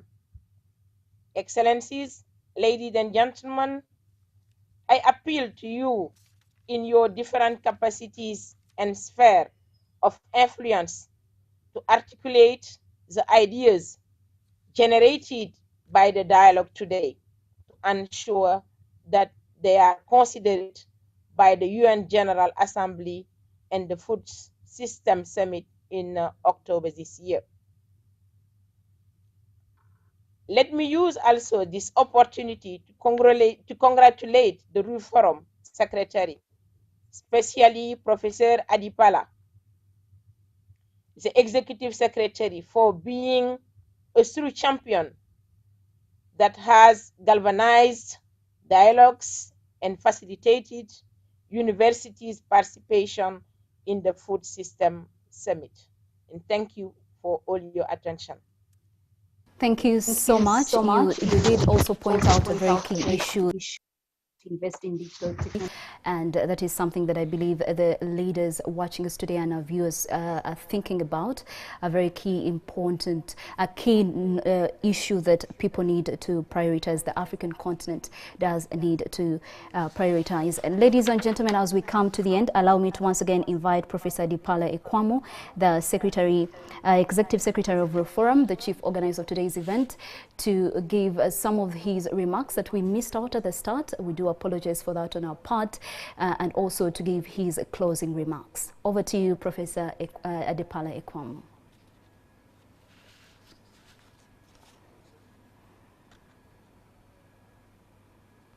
Prof, you're muted. Prof, you're muted.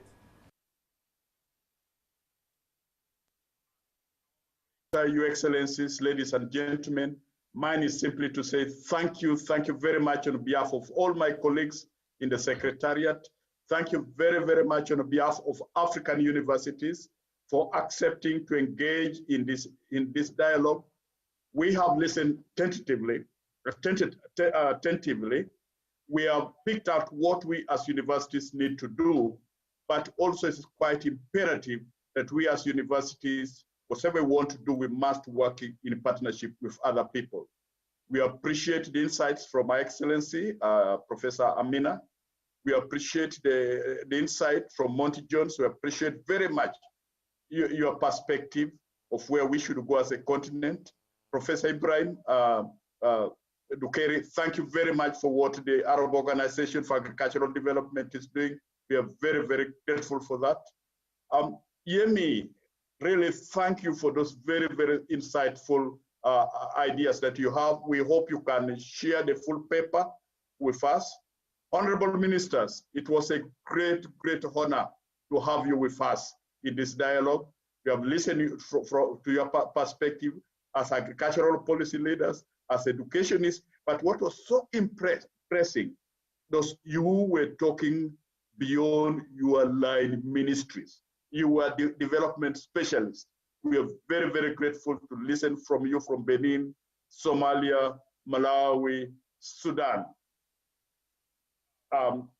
My friend from FAO, we are always really, really very, very honored to hear from you.